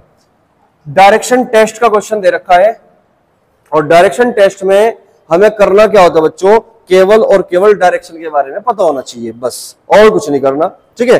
क्वेश्चन में कहा गया एक व्यक्ति अपने घर से सीधा 100 मीटर चलता है, बाएं मुड़ता है और 100 मीटर चलता है, पुनः बाएं मुड़ता है और 300 मीटर चलता है, फिर दाएं मुड़ता है और अपने कार्यालय पहुंचने के लिए 100 मीटर चलता है। यदि उसका कार्यालय सटीक उत्तर पूर्व दिशा में है तो वह प्रारंभ में अपने घर से किस दिशा में चलता है। आपसे इतनी सी बात पूछी गई। तो बच्चों समझिएगा, हमें इनिशियली डायरेक्शन नहीं दे रखी यहाँ पे, तो हमसे लास्ट में क्या पूछ रखा है बच्चों, हमसे लास्ट में यही पूछ रखा है कि प्रारंभ में यानी कि इनिशियली डायरेक्शन क्या थी। फाइनल डायरेक्शन देकर इनिशियली डायरेक्शन हमसे पूछ रहा है। और ऐसे क्वेश्चन बच्चों मैंने कई बार जो है क्लास नोट्स में कई बार करवाए कि यहां से ना 7-8 टाइप के क्वेश्चन बनते हैं, तो सेकंड टाइप का क्वेश्चन यहां से पूछा गया था, ठीक है। चलिएगा, तो क्वेश्चन में कहा गया कि एक व्यक्ति अपने घर से सीधा चलता है। अगर हमें डायरेक्शन नहीं दे रखी हो तो बच्चों मैंने कई बार कहा कि हम हमेशा नॉर्थ में वर्क करते हैं, नॉर्थ में चलते हैं। तो यानी कि यहां से वो चला और वो नॉर्थ में चला, हमने मान लिया कि वो इनिशियली नॉर्थ में चला होगा, ठीक है। हालांकि हमें इनिशियली डायरेक्शन बताना है। बाएं मुड़ता है और 100 मीटर चलता है। बाएं मुड़ेगा तो 100 मीटर चलेगा, ये बाएं मुड़ा तो इधर चला 100 मीटर चला। अब क्वेश्चन में कहा गया और 300 मीटर बाएं मुड़ता है 100 मीटर चलता है, पुनः बाएं मुड़ता है और 300 मीटर चलता है, पुनः बाएं मुड़ा और 300 मीटर यानी कि 100 और फिर ये 300 यानी कि 200 और चला। तो यहां से बच्चों ये टोटल 300 है। तो यहां पे बच्चों वो पहुंच चुका, ठीक है बच्चों। अब क्वेश्चन में कहा गया फिर दाएं मुड़ता है और अपने कार्यालय पहुंचने के लिए 100 मीटर चलता है। फिर दाएं मुड़ा और अपने कार्यालय पहुंचने के लिए फिर से 100 मीटर चलता है, दाएं मुड़कर 100 मीटर चलता है। यदि उसका कार्यालय सटीक उत्तर पूर्व दिशा में है तो वह प्रारंभ में अपने घर से किस दिशा में चला था। अब उसका जो कार्यालय है बच्चों सटीक उत्तर पूर्व यानी कि नॉर्थ ईस्ट डायरेक्शन में है। तो बच्चों यहाँ पे यही पॉइंट है। अब बच्चों ने गलती क्या की होगी, यहाँ पर उन्होंने गलती ये की होगी कि जो ये डायरेक्शन है इसी को बच्चों उत्तर पूर्व मान लिया, जबकि ये उत्तर पूर्व नहीं है, ये उत्तर पूर्व नहीं है। इसने कहा कि उसका कार्यालय सटीक उत्तर पूर्व दिशा में है, तो इसका मतलब जहां से वो चला था वहां से वो उत्तर पूर्व दिशा में है। यानी कि वो अपने घर से चला था, तो घर के रेस्पेक्ट में वो उत्तर पूर्व दिशा में है। तो इसका मतलब उसने जो ये डायरेक्शन दे रखी है बच्चों, वो दे रखी है यहाँ पे जो घर था और जो यहाँ पे कार्यालय है बच्चों, यहां से उत्तर पूर्व दिशा दे रखी है। ये वाली डायरेक्शन नॉर्थ ईस्ट दे रखी है। तो आपसे पूछा गया कि ये वाली डायरेक्शन क्या थी, ये क्वेश्चन है हमारा। तो उम्मीद है क्वेश्चन तो आप समझ पाए होंगे। तो आप मुझे एक बात बताओ बच्चों कि अगर ये नॉर्थ ईस्ट डायरेक्शन है और आपसे ये वाले डायरेक्शन वो जानना चाहता है, ये नॉर्थ ईस्ट डायरेक्शन है और आपसे ये वाली डायरेक्शन वो जानना चाहता है, तो ये बताइए ये क्लॉकवाइज कितने एंगल घूमेगा, मूव करेगा। तो नॉर्थ ईस्ट और ये यहाँ पे ये पूछ रहा है ये कौन सी डायरेक्शन होगी। तो बच्चों ये जो घूमेगा ये 135 डिग्री क्लॉकवाइज घूमेगा, क्योंकि 45 तो इतना और ऊपर फिर 90, तो 145 डिग्री क्लॉकवाइज है, यानी कि इनके बीच में जो रोटेशन हुआ वो 135 डिग्री क्लॉकवाइज हुआ। लेकिन एक्चुअल में बच्चों मुझे ये बताइए, ये हमारी डायरेक्शन होती है नॉर्थ ईस्ट, ये हमारी डायरेक्शन होती है नॉर्थ ईस्ट। और अगर ये नॉर्थ ईस्ट से ये वाली डायरेक्शन नॉर्थ ईस्ट से 135 डिग्री क्लॉकवाइज है, तो हमें बच्चों यहाँ पे एक्चुअल में जो वास्तविक डायरेक्शन है यहां से क्लॉकवाइज घूमना है 135 डिग्री क्लॉकवाइज। 135 डिग्री क्लॉकवाइज में बच्चों ये कौन सी डायरेक्शन आई, आप कहोगे सर ये साउथ डायरेक्शन आई। तो इसका मतलब ये हुआ कि इनिशियली वो साउथ डायरेक्शन में चला था। और इस क्वेश्चन का जो आंसर होगा बच्चों आपका सी ऑप्शन होगा। अगर आप ये बात नहीं समझ पाए तो आप दूसरे तरीके से भी समझ सकते हो। दूसरा तरीका क्या होगा, आप मुझे एक बात बताइए, वास्तव में ये डायरेक्शन कौन सी होती है। आप कहोगे सर वास्तव में ये डायरेक्शन साउथ वेस्ट होती है। कौन सी डायरेक्शन होती है बच्चों, साउथ वेस्ट होती है। लेकिन इसी साउथ वेस्ट को उसने किस डायरेक्शन से रिप्रेजेंट किया, आप कहोगे सर नॉर्थ ईस्ट से रिप्रेजेंट किया, नॉर्थ ईस्ट से रिप्रेजेंट किया। ठीक है बच्चों, और आपको बताना कौन सी डायरेक्शन है बच्चों, ये वाली डायरेक्शन। तो वास्तव में बच्चों ये कौन सी डायरेक्शन होती है, तो आप कहोगे सर वास्तव में ये डायरेक्शन नॉर्थ होती है। कौन सी डायरेक्शन होती है, नॉर्थ होती है। तो इसका मतलब ये हुआ बच्चों साउथ वेस्ट को वो रिप्रेजेंट करता है नॉर्थ ईस्ट से। तो फिर मुझे बताओ नॉर्थ को किस डायरेक्शन से रिप्रेजेंट करेगा, तो साउथ वेस्ट। तो साउथ वेस्ट का अपोजिट होता है बच्चों नॉर्थ ईस्ट, क्योंकि साउथ का अपोजिट नॉर्थ है, वेस्ट का अपोजिट क्या है बच्चों, ईस्ट है। तो फिर नॉर्थ का अपोजिट क्या होगा, आप कहोगे बच्चों साउथ होगा। तो इसका मतलब इस क्वेश्चन का जो सही जवाब होगा मेरे भाई वो साउथ होगा। दूसरे तरीके से भी, दूसरे भी अंदाज से आप इस सवाल को कर सकते हो। तो उम्मीद है चीजें क्लियर हो चुकी होगी। यहां से डायरेक्शन टेस्ट से टोटल 2 क्वेश्चन बच्चों एग्जाम में पूछे गए थे। तो दूसरा क्वेश्चन जो सा ये है क्वेश्चन नंबर 11, ये भी हमारा डायरेक्शन टेस्ट से ही पूछा गया था। ठीक है, इसको आपने नोट कर लिया होगा। तो क्वेश्चन नंबर 11 को देखते हैं बच्चों। क्वेश्चन नंबर 11 में क्या कहा गया, देखिए क्वेश्चन नंबर 11 में बच्चों एक व्यक्ति 100 मीटर पश्चिम की ओर चलता है, फिर बाएं मुड़ता है और 100 मीटर चलता है। फिर वह घड़ी की सुई की दिशा में दक्षिणावर्त 225 डिग्री मुड़ता है। अब वह किस दिशा में चल रहा है, क्वेश्चन में ये कहा गया। समझिए बच्चों, तो यहां पे कहा गया कि एक व्यक्ति पश्चिम दिशा में, यानी कि ये डायरेक्शन पश्चिम दिशा है, यहां से उसने चलना स्टार्ट किया और 100 मीटर बच्चों वो पश्चिम दिशा में चला। फिर बाएं मुड़ता है और 100 मीटर चलता है। बाएं मुड़ेगा बच्चों तो नीचे जाएगा, तो 100 मीटर चलता है, यहाँ पे बाएं मुड़कर 100 मीटर चलता है। फिर वह घड़ी की सुई की दिशा में दक्षिणावर्त 225 डिग्री मुड़ता है। अब वो किस दिशा में चल रहा है, तो 225 डिग्री को बच्चों आप ऐसे समझिए, 225 डिग्री का मतलब है 180 डिग्री प्लस 45 डिग्री। और 180 डिग्री अगर मूव करता है तो इसका मतलब बच्चों वो विपरीत दिशा में घूम जाता है। तो इसका मतलब यहां से बच्चों वो 225 डिग्री मूव करेगा घड़ी की सुई की दिशा में, यानी कि क्लॉकवाइज डायरेक्शन में। अगर क्लॉकवाइज डायरेक्शन में मूव करेगा बच्चों तो पहले तो हमें 180 घुमाना पड़ेगा। 180 घुमाया तो बच्चों इसका मतलब है वो ऊपर, इसके जस्ट विपरीत हो गया, इस डायरेक्शन में आ चुका। ठीक है बच्चों, फिर 45 डिग्री क्लॉकवाइज घुमाओगे, 45 डिग्री क्लॉकवाइज घुमाओगे बच्चों तो ऐसे घूमेगा। तो इसका मतलब ये कौन सी डायरेक्शन है, इस डायरेक्शन को हम बोलते हैं बच्चों नॉर्थ ईस्ट, यानी कि उत्तर पूर्व। और इस सवाल का जो सही जवाब होगा बच्चों वो उत्तर पूर्व होगा, क्योंकि यहां से जैसे वो घूमना स्टार्ट करेगा 180 तो पहले क्लॉकवाइज ऐसा होगा, फिर वो 45 डिग्री और घूमेगा, तो इसका मतलब नॉर्थ ईस्ट दिशा में वो पहुंच जाएगा। और इस क्वेश्चन का आंसर जो होगा बच्चों वो डी ऑप्शन होगा, नॉर्थ ईस्ट उत्तर पूर्व। तो उम्मीद है क्वेश्चन नंबर 11 आपको अच्छे से समझ में आ चुका होगा। तो क्वेश्चन नंबर आ जाओ बच्चों आप क्वेश्चन नंबर 12 पे। और क्वेश्चन नंबर 12 जो क्वेश्चन है ये अपने आप में थोड़ा बड़ा क्वेश्चन है, तो इसलिए मैंने पूरी ही स्क्रीन पर बच्चों इस क्वेश्चन को लगा दिया। आप चाहो तो इसका स्क्रीनशॉट ले सकते हो। हालांकि ये क्वेश्चन कथन एवं निष्कर्ष का है, विदाउट पेन और पेपर करने वाला सवाल है। तो देखिए बच्चों, अगर मैं बात करूं कथन और निष्कर्ष के क्वेश्चनों की, ठीक है, तो आपने स्क्रीनशॉट ले लिया होगा। आप थोड़ा मतलब छोटा कर दिया क्वेश्चन को। अब जो है इस क्वेश्चन को जो है समझने की कोशिश करते हैं क्वेश्चन में क्या कहा गया, ठीक है, चलिएगा। तो क्वेश्चन में कहा गया बच्चों, कथन दे रखा है भारत विश्व का सबसे बड़ा दूध उत्पादक है, फिर निष्कर्ष फर्स्ट है भारत विश्व का सबसे बड़ा दूध निर्यातक है, फिर है सेकंड भारत दूध का आयात नहीं करता है। तो बच्चों अगर मैं बात करूं कथन एवं निष्कर्ष की, यानी कि स्टेटमेंट एंड कंक्लूजन की, तो आपको यह बात पता होना चाहिए निष्कर्ष का मतलब होता है बच्चों, कंक्लूजन का मतलब होता है जो 100% ट्रू होते हैं, और 100% ट्रू में बच्चों पॉसिबिलिटी की कोई गुंजाइश नहीं होती। इसका मतलब वो कथन, वो कंक्लूजन हमेशा बिल्कुल 100% 100% सत्य माना जाता है, ठीक है। और हमेशा बच्चों आपको ये बात भी याद रखनी है, कंक्लूजन बच्चों हमेशा स्टेटमेंट से ही डायरेक्ट निकलते हैं, यानी कि वहां पर संभावनाएं नहीं होती, ठीक है। तो यानी कि जो हमारे स्टेटमेंट में दे रखा है उसी से बच्चों हमारा कंक्लूजन निकलता है, ठीक है बच्चों।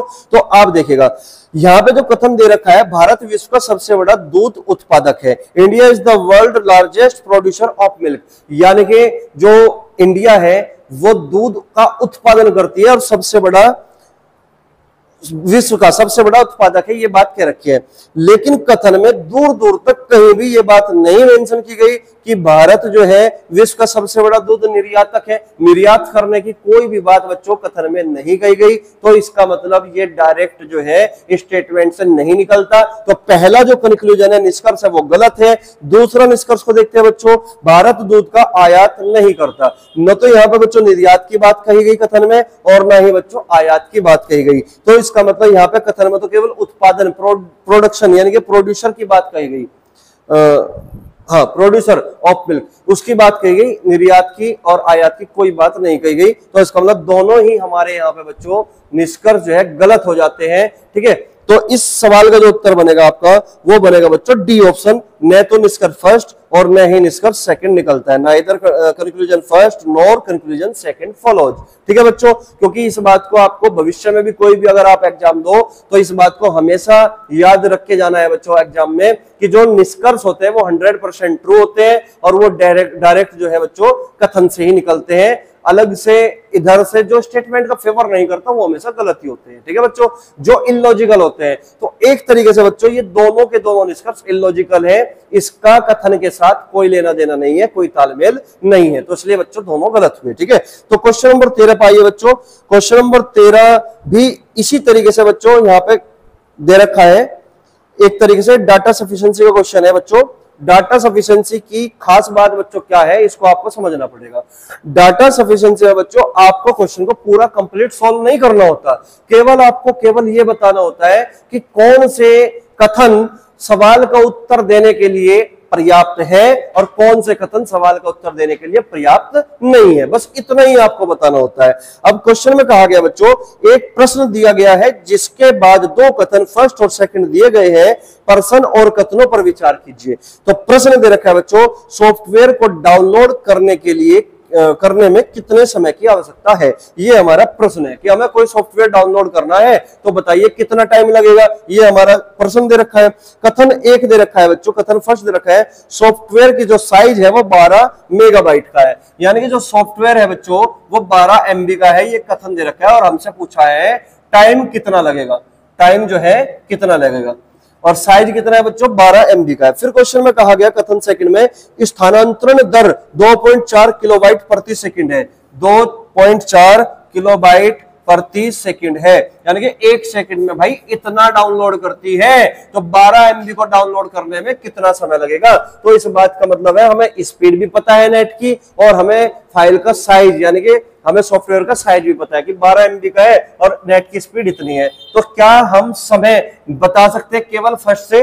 अगर साइज 12 MB का है और हमें नेट की स्पीड ना पता हो तो केवल फर्स्ट वाले इस कथन से हम टाइम नहीं निकाल सकते, या फिर मैं कहूं कि हमें साइज नहीं पता, केवल नेट की स्पीड पता है, और क्या हम एग्जैक्ट टाइम दे सकते हैं? आप कहोगे सर नहीं। तो इसका मतलब टाइम निकालने के लिए पहला कथन भी चाहिए कि भाई फाइल का साइज कितना है और नेट की स्पीड कितनी है। तो इसका मतलब दोनों का ही रहना जरूरी है टाइम, एग्जैक्ट टाइम देने के लिए। तो यहां पे बच्चों आपका जो सही जवाब बनेगा वो बनेगा बच्चों सी ऑप्शन। प्रश्न का उत्तर दोनों कथनों का एक साथ प्रयोग कर दिया जा सकता है, किंतु अकेले किसी भी एक कथन का प्रयोग कर नहीं दिया जा सकता। यानी कि दोनों ही कथन का प्रयोग करना पड़ेगा, तभी हम एग्जैक्ट टाइम दे सकते हैं। तो उम्मीद है आप इस बात को समझ पाए होंगे। ठीक है, तो क्वेश्चन नंबर 14 क्वेश्चन आ चुका बच्चों, जो कि आपका नंबर कोडिंग का क्वेश्चन है। बिल्कुल सिंपल सा क्वेश्चन है बच्चों, इसमें कोई ज्यादा टाइम खपाने वाली बात नहीं है, और जो है विदाउट पेन पेपर आप इस सवाल को कर सकते थे। क्वेश्चन में कहा गया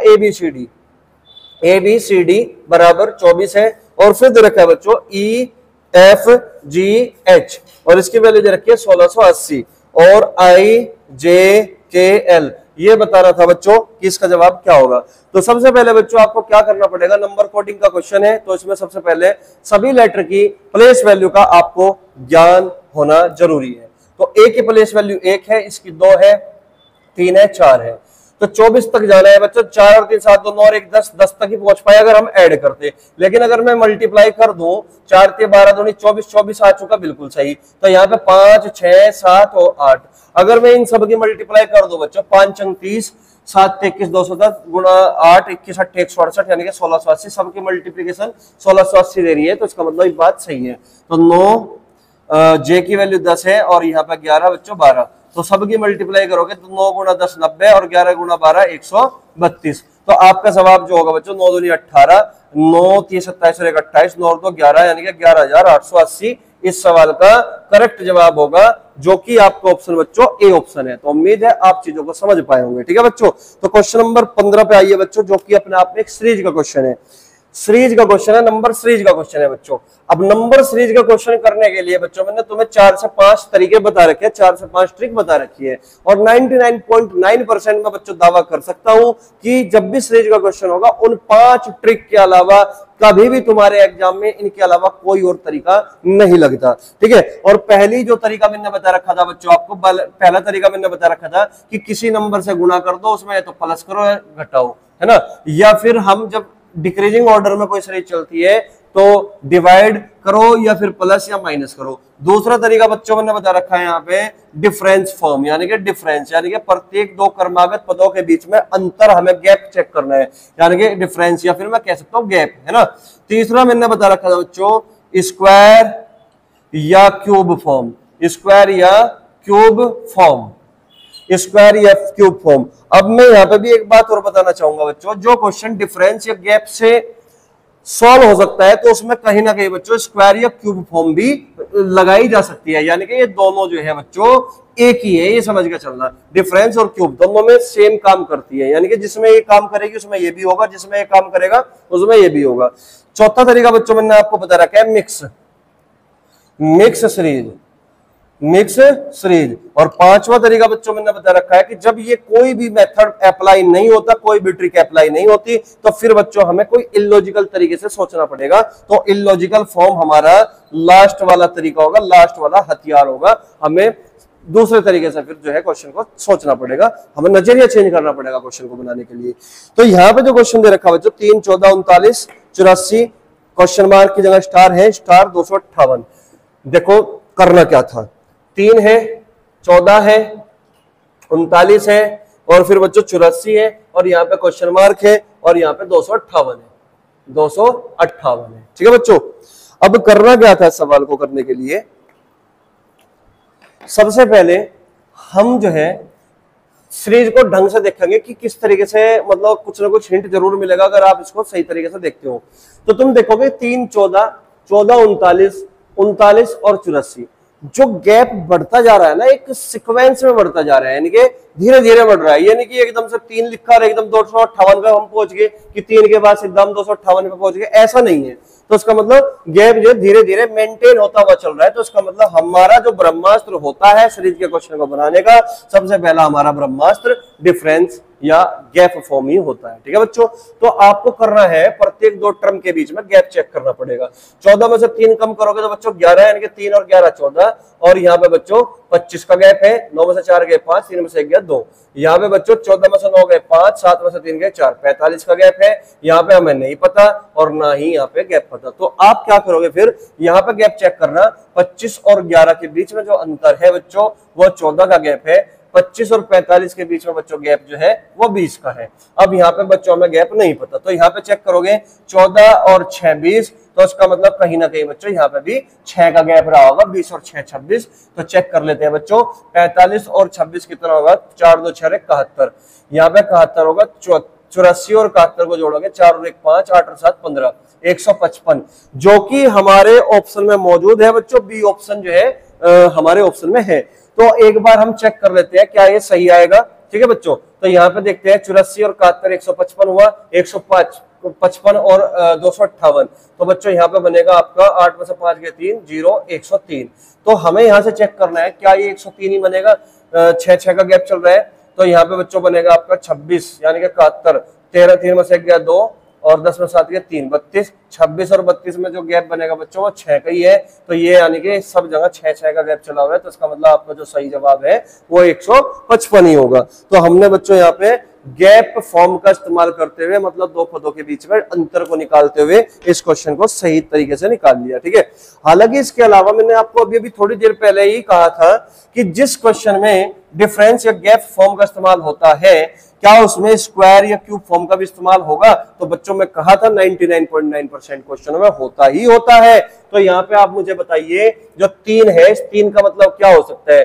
तो आप कहोगे सर 3 का मतलब हो सकता है 1 की पावर 3 प्लस 1 का स्क्वायर प्लस 1। आप जोड़िएगा, 1 की पावर 3 का मतलब 1, 1 का स्क्वायर का मतलब 1, 1 का भी मतलब 1, तो टोटल कितना बना 3। इस 14 का मतलब क्या हो सकता है बच्चों, इस 14 का मतलब 2 की पावर 3 8, 8 2 का स्क्वायर यानी कि 4, 8 और 4 12, और फिर 2 की पावर 1 यानी कि 12 और 2 14। 39 का मतलब 3 की पावर 3 प्लस 3 का स्क्वायर प्लस 3 की पावर 1, यानी कि 27 और 9 कितना हुआ बच्चों 36, 36 और 3 कितना हुआ 39। ठीक है, इसी प्रकार अगर मैं 84 को लिखना चाहूँ बच्चों, 84 का मतलब क्या होगा, 4 की पावर 3, 4 का स्क्वायर और 4 की पावर 1, 4 की पावर 3 64, 4 का स्क्वायर यानी कि 16 और प्लस के 4, 16 और 4 20, यानी कि 84 हो चुका बच्चों।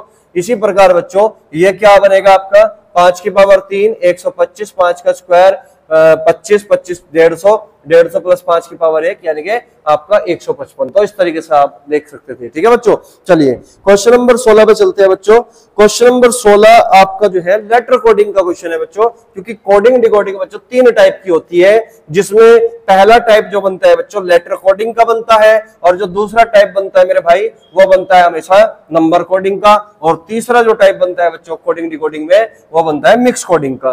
तो यहाँ पे बच्चों क्वेश्चन नंबर 16 में ये आपका एक तरीके से लेटर कोडिंग का क्वेश्चन है। यहां पे दे रखा है बच्चों POT port, POT port, port को लिखा गया है एटीओपी, और दे रखा है बच्चों TRAP ट्रैप, ट्रैप को लिखा गया है APART, और यहां पे बच्चों हमें बताना है ARENA, इसको कैसे लिखा जाएगा। ठीक है बच्चों, तो देखिएगा किस तरीके से हमें देखना है इस सवाल को। हालांकि विदाउट पेन और पेपर आप इस सवाल को कर सकते हो। तो आप देख पा रहे होंगे बच्चों, आपने क्या किया, उल्टा लिख दिया TOP, लेकिन इससे पहले हमने ए लगा दिया। ठीक है बच्चों, इसी प्रकार PART पार्ट, तो PART पार्ट, लेकिन इससे पहले हमने ए लगा दिया। इसी प्रकार बच्चों हमें उल्टा लिखना है ANERA, लेकिन इससे पहले हमने बच्चों ए लगा दिया, तो इसका मतलब आंसर जो बनेगा वो AANERA,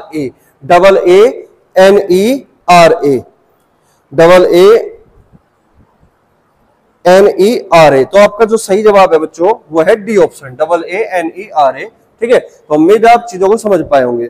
तो क्वेश्चन नंबर 17 जो कि अपने आप में एक अच्छा क्वेश्चन मुझे ठीक ठाक लेवल का लगा कि हाँ बच्चे इसमें थोड़ा सा सोचने पर मजबूर हो सकता है, तो इस सवाल को करने का तरीका क्या हो सकता है बच्चों, तो समझने का प्रयास करते हैं। हालांकि 2 से 3 तरीके से हम इस क्वेश्चन को कर सकते हैं, लेकिन सबसे बेस्ट जो अप्रोच होगी इस क्वेश्चन को करने के लिए वो ही मैं आपको बताऊंगा। ठीक है बच्चों, हालांकि 2-3 तरीके से सवाल हो सकता है। ठीक है, चलिएगा।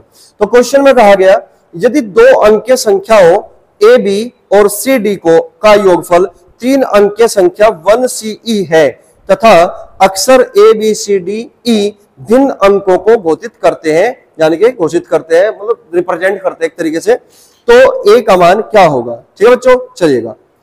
क्वेश्चन में कहा गया कि यदि दो अंकों की संख्या ए बी को सी डी में जोड़ते हैं, सी डी में ऐड करते हैं, तो हमें 3 अंकों की संख्या 1CE प्राप्त होती है, जहां अक्सर ए बी सी डी ई भिन्न अंकों को घोषित करते हैं, रिप्रेजेंट करते हैं, डिस्टिंक्ट डिजिट। ठीक है, then what is the value of A, तो आपसे वैल्यू ऑफ ए की वैल्यू आपसे पूछ रहा है। ठीक है बच्चों, अब बात को समझिएगा। जैसे सवाल में दिया गया है, जैसा सवाल में कहा गया है, मैंने वैसा यहां पे लिख दिया। तो आपको हमेशा लैंग्वेज के अकॉर्डिंग काम करना होता है। अगर आप सही दिशा में काम कर रहे हो तो हमेशा आपका आंसर जरूर निकलेगा। ठीक है, चलिएगा।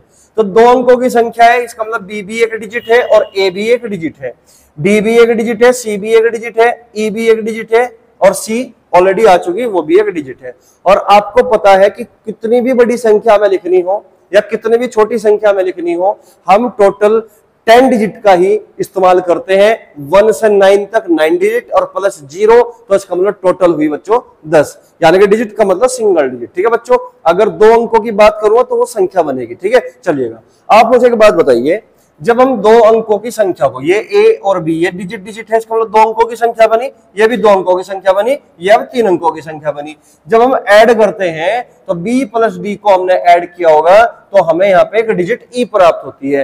तो बच्चों 2 संभावनाएं यहाँ पे बनती है, हो सकता है हमें कैरी मिले, कैरी मतलब हासिल मिले, और हो सकता है बच्चों हमें कोई हासिल ना मिले, मतलब कोई कैरी ना मिले। तो हमारे पास बच्चों यहाँ पे ऐड करने के बाद 2 पॉसिबिलिटी आई कि हो सकता है कैरी मिले और हो सकता है बच्चों कैरी ना मिले। चलिए आगे बढ़ते हैं बच्चों।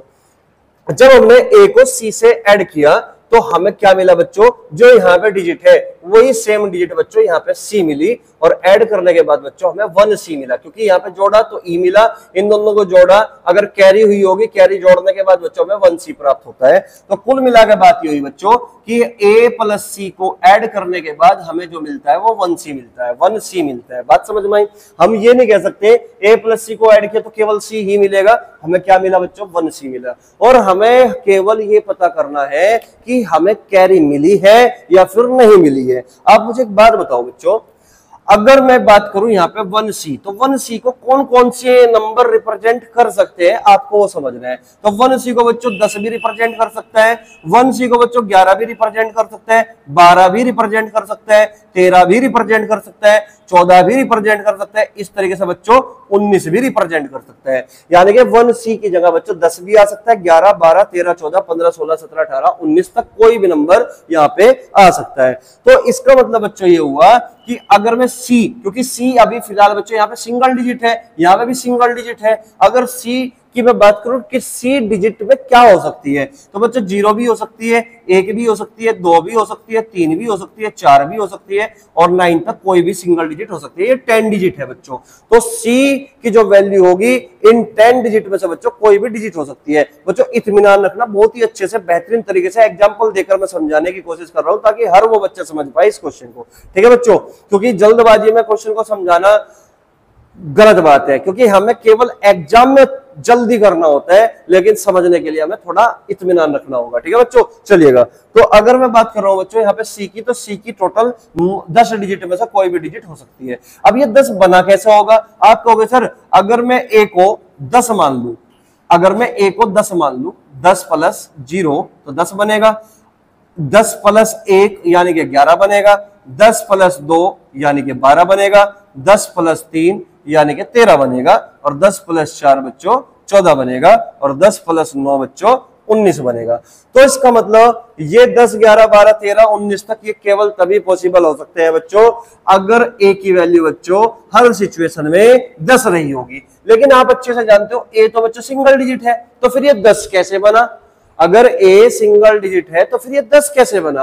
आप कहोगे सर ये 10 केवल तभी बन सकता है अगर इस सिंगल डिजिट की वैल्यू मिनिमम, वो मैक्सिमम, मिनिमम नहीं मैक्सिमम की मैं बात कर रहा हूं, अगर A इस सिंगल डिजिट की वैल्यू बच्चों मैक्सिमम 9 रही हो और इधर से बच्चों कैरी मिला हो और कैरी बच्चों 1 इस 9 में जुड़ा होगा, 9 और 1 10, 10 में सी की वैल्यू इनमें से कुछ भी रही होगी बच्चों 3 रही होगी, तो बच्चों यहाँ 3 ही आएगा, ठीक है ना। अगर यहाँ 3 है तो बच्चों 3 तभी आएगा जब यहाँ 10 बनेगा, 10 प्लस 1 यानी कि 9 प्लस 1 10, 10 प्लस सी, तब बच्चों में 1 सी मिला होगा, ठीक है। तो इसका मतलब ये हुआ कि जो ए की मैक्सिमम वैल्यू हो सकती है, ए की मैक्सिमम वैल्यू बच्चों यहाँ पे वो 9 हो सकती है। तो इस सवाल का जो जवाब है बच्चों वो आपका ए ऑप्शन आ चुका, ठीक है। और लेकिन बहुत सारे बच्चों ने यहाँ पे गलतियां क्या की, उसने डी ऑप्शन आंसर लगाया कैन नॉट बी डिटरमाइन, कि हम इसका पता नहीं कर सकते, जो कि वो गलत है। अब इसी क्वेश्चन को मैं एग्जांपल की मदद से समझाने की कोशिश करूंगा ताकि वो अच्छे से समझ पाए। अब देखिए बच्चों, अगर मैं यहाँ पे 97 में 42 जोड़ता हूँ, 97 में 42 जोड़ता हूँ, भाई 2 अंकों की संख्या, यहाँ पे भी 2 अंकों की संख्या, तो 7 और 2 9, 9 और 4 13, यानी कि 7 और 2 9 करोगे तो बच्चों हमें कोई कैरी प्राप्त नहीं हुई। और जब हमने बच्चों को जोड़ा 9 और 4 13, तो 2 अंकों की संख्या तो मिली, लेकिन ये जो 4 है और ये यहाँ पे 3 है, ये दोनों अलग अलग नंबर है, ठीक है बच्चों। लेकिन अगर मैं 97 में बच्चों 45 जोड़ दूं, 45 जोड़ दूं, तो 7 और 5 12 का 2 का कैरी मिली बच्चों 1। अब 9 में जब 1 जोड़ा 10, 10 और 4 14, तो यहाँ पे 14 बना। तो आप देख पा रहे होंगे मेरे भाई कि ये जो 4 था वही 4 सेम यहाँ पे मिला, क्लियर हुई बात। तो इसका मतलब ये केवल तभी पॉसिबल हो सकता है जब इधर से बच्चों कैरी जो है यहाँ पे गई होगी और वो 9 में जुड़ा होगा और जोड़ने के बाद बच्चों ये नंबर सेम आए होंगे। केवल तभी पॉसिबल हो सकता है जब इधर से कैरी जाएगी, तभी ये दोनों नंबर, दोनों डिजिट सेम आ सकती है, अन्यथा किसी भी सूरत में ये डिजिट सेम नहीं आ सकती। अगर यहाँ 9 है तो 8 और 4 12, यहाँ 2 होगा, यहाँ 7 और 4 11, यहाँ 1 होगा, तो इसका मतलब मैक्सिमम ए की जो वैल्यू हो सकती है बच्चों 9 हो सकती है। तो उम्मीद है ये जितनी भी मैंने तुम्हें बात बताई वो आप अच्छे से समझ पाए होंगे। तो नेक्स्ट क्वेश्चन की ओर बढ़ते हैं, क्वेश्चन नंबर 18, जो कि आपके सामने बच्चों रीजनिंग का आ चुका है क्वेश्चन। ऐसा कोई सरकारी एग्जाम बच्चों आज तक नहीं बना कि जो 18वां क्वेश्चन है, जो ये टॉपिक है, यहां से किसी एग्जाम में क्वेश्चन ना आया हो। चाहे कोई भी एग्जाम हो बच्चों, एसएससी का चाहे छोटा एग्जाम हो, चाहे कोई भी एसएससी सीजीएल लेवल तक कोई भी बड़ा एग्जाम हो, रीजनिंग में अगर किसी एग्जाम में आई है तो यहां से बच्चों कोडेड इक्वेशन से सवाल अवश्य बना ही बना है। और आपने देख लिया यूपीएससी सीसेट में भी क्वेश्चन बच्चों हमेशा बनता ही बनता है। तो ये वाला जो टॉपिक है बच्चों ये हो जाता है बहुत ज्यादा इंपॉर्टेंट। तो इस सवाल को समझने के लिए आपको ना बोर्ड मास का नियम आना चाहिए बस, और इससे ज्यादा हमें कुछ भी जरूरत नहीं है। तो क्वेश्चन में कहा गया यदि a प्लस बी का अर्थ a माइनस बी है, तो a प्लस बी का अर्थ, देखिए a प्लस बी का अर्थ a माइनस बी है, तो इसका मतलब आपको ये बताना चाह रहा है कि प्लस का मतलब माइनस है। तो आप इस बात से ना कभी भी डरना मत, कंफ्यूज मत होना कि ये मतलब क्या हुआ इसका। तो a प्लस बी का अर्थ a माइनस बी का मतलब है बच्चों प्लस का अर्थ माइनस है, इसका मतलब ये है। अब कह रहे कि a माइनस बी का अर्थ a क्रॉस बी है, माइनस का अर्थ क्रॉस है, इसका मतलब a क्रॉस बी का अर्थ a डिवाइड बी है, क्रॉस का अर्थ बच्चों डिवाइड दे रखा है। फिर क्वेश्चन में कहा कि a डिवाइड बी का अर्थ a प्लस बी है, तो डिवाइड का अर्थ बच्चों प्लस दे रखा है। ये चीज हमें क्वेश्चन में बता रखी है। अब हमसे कहा गया कि 10 प्लस 30 माइनस 100 इंटू 50 माइनस 25, वो डिवाइड है यहाँ पे बच्चों, डिवाइड 25, ठीक है बच्चों। तो इसका मान क्या होगा, आपसे इतनी सी बात कही गई। तो आपको करना क्या होगा बच्चों, यहां पर जहां प्लस का साइन है प्लस को बदल दोगे किससे, माइनस से रिप्लेस कर दोगे, माइनस को मल्टीप्लाई से रिप्लेस करोगे, मल्टीप्लाई को डिवाइड से रिप्लेस करोगे और डिवाइड को बच्चों प्लस से रिप्लेस करोगे। तो इतनी बात आपको समझ में आ चुकी होगी। तो बोर्डमास का रूल ये कहता है बच्चों कि सबसे पहले हमें डिवाइड सॉल्व करना है, फिर मल्टीप्लिकेशन सॉल्व करना है, फिर एडिशन या सब्ट्रैक्शन में से कोई भी एक सॉल्व कर सकते हो, क्योंकि एडिशन और सब्ट्रैक्शन हमेशा सेगमेंट बनाते हैं। तो इस बात का बच्चों हमें फायदा उठाना चाहिए प्लस और माइनस का। तो आप यहां पर देख पा रहे होंगे बच्चों, जहां पे भी आपको डिवाइड और मल्टीप्लाई यहां पे दिख रहा है बच्चों, तो सबसे पहले आप डिवाइड को सॉल्व करोगे, फिर मल्टीप्लाई को। तो सबसे पहले बच्चों आपको ये वाला पोर्शन सॉल्व करना होगा, ठीक है। तो 50 से काट दोगे, 50 दूनी 100 और 2 गुना 30 यानी कि बच्चों यहाँ पे आ गया 60, यहाँ पे बीच में माइनस है 10 माइनस 60 और यहाँ पे बच्चों प्लस आ गया, ठीक है। तो 60 में से 10 कम करोगे तो माइनस के 50, माइनस के 50 प्लस 25, तो इसका मतलब इस सवाल का जो जवाब हुआ वो आपका माइनस के 25 हुआ, यानी कि 25, माइनस के 25 इस सवाल का उत्तर होगा, यानी कि डी ऑप्शन बच्चों आपका इसका सही जवाब होगा।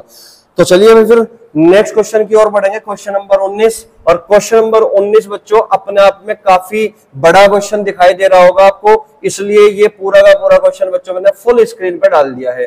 तो आप जब तक एक बार इसको अच्छे से पढ़ो, रीड करो, और चाहो तो आप इस क्वेश्चन का स्क्रीनशॉट भी ले सकते हो, क्योंकि फिर मैं थोड़ी देर बाद इस क्वेश्चन को थोड़ा छोटा कर दूंगा ताकि मैं इस बात को अच्छे से आपको समझा पाऊं कि क्वेश्चन में करना क्या है। ठीक है बच्चों, और ये सी सेट का लास्ट क्वेश्चन होगा बच्चों, क्वेश्चन नंबर 19, क्योंकि टोटल 19 क्वेश्चन ही आपके एग्जाम में बने थे। ठीक है बच्चों, चलिएगा। तो क्वेश्चन में कहा गया, क्वेश्चन की जो लैंग्वेज दे रखी है बच्चों, क्वेश्चन नंबर 19 जहां से स्टार्ट है वहां से ही पढ़ना है आपको। क्वेश्चन में कहा गया एक मुख्य कथन है, यानी कि एक जो मेन स्टेटमेंट दे रखा है वो मेन होगा। ठीक है ना, एक मुख्य कथन है जिसके बाद पी, क्यू, आर और एस द्वारा चिन्हित 4 कथन है। कथनों के उस क्रमबद्ध युग्मक का चयन कीजिए जहां पहले कथन में दूसरा कथन अंतर्निहित है। इसका मतलब पहले ही कथन में दूसरा कथन भी अंतर्निहित करेगा, इंप्लिसिट करेगा बच्चों, यहां पे ये बात कह रखा है। ठीक है, और दोनों कथन तार्किक रूप से मुख्य कथन के साथ संगत है, यह भी क्वेश्चन में बच्चों कह रखा है। तो मुख्य कथन जो दे रखा है बच्चों वो कह रखा है कि प्रदीप या तो निर्देशक है, प्रदीप या तो निर्देशक है या निर्माता बन जाता है, या एक निर्माता बन जाता है, निर्माता बन जाता है। यानी कि प्रदीप बिकम्स आइदर ए डायरेक्टर और ए प्रोड्यूसर, या तो वो डायरेक्टर बन जाता है या फिर वो प्रोड्यूसर बन जाता है। ये बात मेन कथन में कही गई। तो हमारे पास पी, क्यू, आर और एस, ये हमारे पास बच्चों कथन है टोटल 4। पढ़िएगा, प्रदीप एक निर्देशक है, प्रदीप एक निर्देशक है। दूसरे में दे रहा है प्रदीप एक निर्माता है, प्रदीप एक निर्माता है। फिर कह रहा है प्रदीप एक निर्देशक नहीं है, निर्देशक नहीं है, ये आर कथन में है। और फिर कह रहा है कि प्रदीप एक निर्माता नहीं है, प्रदीप एक निर्माता नहीं है। ठीक है बच्चों, समझिएगा। ऑप्शन में मैं लिख देता हूं ए, बी, सी और डी, ताकि मैं अच्छे से आपको समझा पाऊं। केवल एसपी, केवल एसपी, केवल आरक्यू, एसपी और आरक्यू दोनों। फिर कह रहे हैं न तो एसपी न आरक्यू। तो चलिए बच्चों, अब मैं क्वेश्चन को कर देता हूं छोटा, ताकि आप इस क्वेश्चन को अच्छे से समझ पाओ। ठीक है, तो क्वेश्चन हो चुका बच्चों छोटा। अब देखिएगा क्वेश्चन में करना क्या है। क्वेश्चन में क्या क्या कह रहा है। क्वेश्चन में ऊपर लिखा हुआ है कि एक कथन है और दूसरा कथन उसी में इंप्लिसिट करता है, यानी कि उसमें अंतर्निहित है। ठीक है बच्चों, तो मेन जो कथन दे रखा है, मेन कथन हमें बच्चों ये दे रखा है कि प्रदीप या तो एक निर्देशक बन जाता है या फिर एक निर्माता बन जाता है। तो इसका मतलब ये हुआ, अगर निर्देशक बनेगा तो निर्माता नहीं बनेगा, अगर निर्माता बनेगा तो निर्देशक नहीं बनेगा। तो सिंपल सी बात है भाई, कोई भी एक शख्स एक ही प्रोफेशन को अप्लाई कर सकता है अपने ऊपर। भाई अगर वो निर्माता बनेगा तो वो निर्देशक नहीं है, और अगर निर्देशक बनेगा तो फिर वो उसका मतलब निर्माता नहीं है। तो वही बात होगी ना कि अगर मान के चलो मैं कहता हूं कि मैं चाय नहीं पीता, और हमारे पास 2 ऑप्शन है, चाय और कॉफी का, और मैं बोल दूं कि मैं चाय नहीं पीता, तो इसका मतलब फिर मैं कॉफी पीता हूं। अगर मैं कहूं कि मैं कॉफी नहीं पीता तो इसका मतलब मैं चाय पीता हूं, तो इसका मतलब तो सीधी सी बात है। ठीक है, अब यहां पे देखिएगा, तो यहां पे जो कथन कह रखा है, दे रखे है पी, क्यू, आर, एस, और साफ साफ शब्दों में बच्चों क्वेश्चन में दे रखा है कि एक कथन में ही दूसरा कथन इंप्लिसिट करेगा। इस बात का बच्चों आपको फायदा उठाना है। तो यहाँ पे कह रहा है कि निर्देशक बन जाता है या फिर निर्माता बन जाता है। तो पी में कह रहा है कि प्रदीप एक निर्देशक है, प्रदीप एक निर्देशक है। अगर प्रदीप एक निर्देशक है तो इस बात का मतलब ये हुआ बच्चों कि प्रदीप निर्माता नहीं है, प्रदीप जो होगा वो निर्माता नहीं है। और अगर प्रदीप एक निर्माता है तो इसका मतलब बच्चों प्रदीप एक निर्देशक नहीं है। यहाँ पर नेगेटिव वाले शब्द थे तो मैंने यहाँ पे लिख दिया, छूट चुके थे। ठीक है बच्चों, तो यहाँ पे समझिए। आप मुझे एक बात बताओ, प्रदीप अगर निर्देशक है, यानी अगर वो पी है तो इसका मतलब प्रदीप निर्माता नहीं है, तो इसका मतलब वो एस है। पी है तो एस नहीं होगा, और एस है तो पी नहीं होगा, तो इसका उल्टा भी ट्रू होगा, एस पी भी ट्रू होगा। ठीक है बच्चों, इसी प्रकार अगर मैं क्यू की बात करूं, प्रदीप एक निर्माता है, यानी कि वो अगर क्यू है यानी कि निर्माता है, तो इसका मतलब वो निर्देशक नहीं है, यानी कि वो आर नहीं है। और इसका उल्टा भी ट्रू होगा कि अगर वो निर्देशक नहीं है तो इसका मतलब वो निर्माता है। तो इसका मतलब ऑप्शन में ये तो पीएस क्यूआर की जोड़ी मिलेगी, पीएस और क्यूआर का पेयर मिलेगा, या फिर एसपी और आरक्यू का पेयर मिलेगा। तो बच्चों आपका जो आंसर होगा वो सी ऑप्शन होगा कि एसपी और आरक्यू दोनों जो है बच्चों सही है, क्योंकि एक कथन दूसरे कथन में इंप्लिसिट करते हैं, अंतर्निहित है, ये साफ साफ शब्दों में बच्चों क्वेश्चन में दे रखा था। ठीक है, अगर वो निर्देशक नहीं है तो दूसरा कथन इसी में तो है बच्चों, अगर वो निर्देशक नहीं है तो इसका मतलब वो निर्माता है, और अगर वो निर्माता नहीं है तो इसका मतलब बच्चों वो निर्देशक है। तो एक ही कथन में दूसरा कथन अंतर्निहित भी हो चुका, तो इसका मतलब आपका जो सही जवाब होगा वो सी ऑप्शन होगा। तो उम्मीद है बच्चों यूपीएससी सीसेट 2024 में पूछे गए जितने भी रीजनिंग के क्वेश्चन थे, टोटल 19 ही क्वेश्चन बच्चों पूछे गए थे, और आपने बहुत ही अच्छे से समझे होंगे, और आपको हर एक क्वेश्चन बहुत ही बारीकी से मैंने समझाने की कोशिश की, और आपको हर क्वेश्चन अच्छे से समझ में भी आया होगा। अगर बच्चों आपको अच्छे से क्वेश्चन समझ में आए तो आप जो है कमेंट में जरूर लिखकर भेजना, ताकि मुझे पता चल पाए कि हाँ भाई आपके चीजें समझ में आई है। और ये जो क्वेश्चन है बच्चों यूपीएससी सीसेट के, अब क्या पता कौन से पेपर में, खासकर रेलवे और यूपी पुलिस कांस्टेबल की अगर मैं बात करूं तो रेलवे और यूपी पुलिस में बच्चों यहां से 1, 2, 4 क्वेश्चन बनने की पूरी संभावना रहेगी, क्योंकि इससे पहले भी ऐसा कई बार देखा जा चुका कि जो यूपीएससी के या पीसीएस के एग्जाम हुए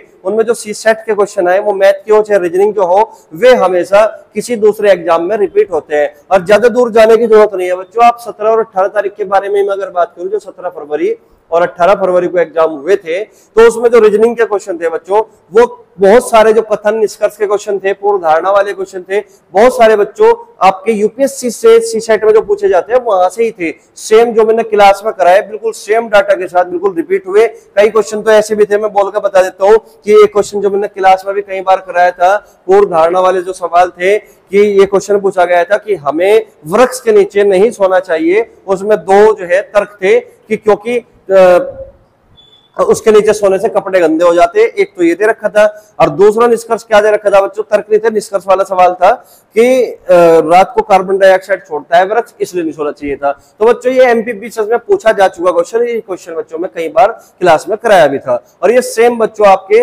यूपी पुलिस कांस्टेबल 17-18 तारीख को जो कंडक्ट कराए गए थे, उसमें सेम डाटा के साथ, सेम शब्दों के साथ बच्चों हूबहू देखने को मिला था। तो ऐसे तो बहुत सारे क्वेश्चन है बच्चों, फिगर काउंटिंग में से बहुत सारे क्वेश्चन है जो बच्चों हमारे नोट्स में से सेम टू सेम वहां पे मिले आपको। ठीक है, तो चलिए फिर मिलेंगे नई क्लास में, और अब की बार जो क्लास होगी हमारी वो यूपीएससी सीसेट में जो मैथ के क्वेश्चन पूछे गए हैं बच्चों, 34 क्वेश्चन, 34 क्वेश्चन पूछे गए हैं बच्चों। वे 34 के 34 क्वेश्चन बच्चों मैं कोशिश करूंगा कि एक ही क्लास में आपको कंप्लीट विद बेस्ट सॉल्यूशन आपको प्रोवाइड करा पाऊं। तो चलिए बच्चों मिलते हैं फिर नेक्स्ट क्लास में, तब तक के लिए जय हिंद, जय भारत।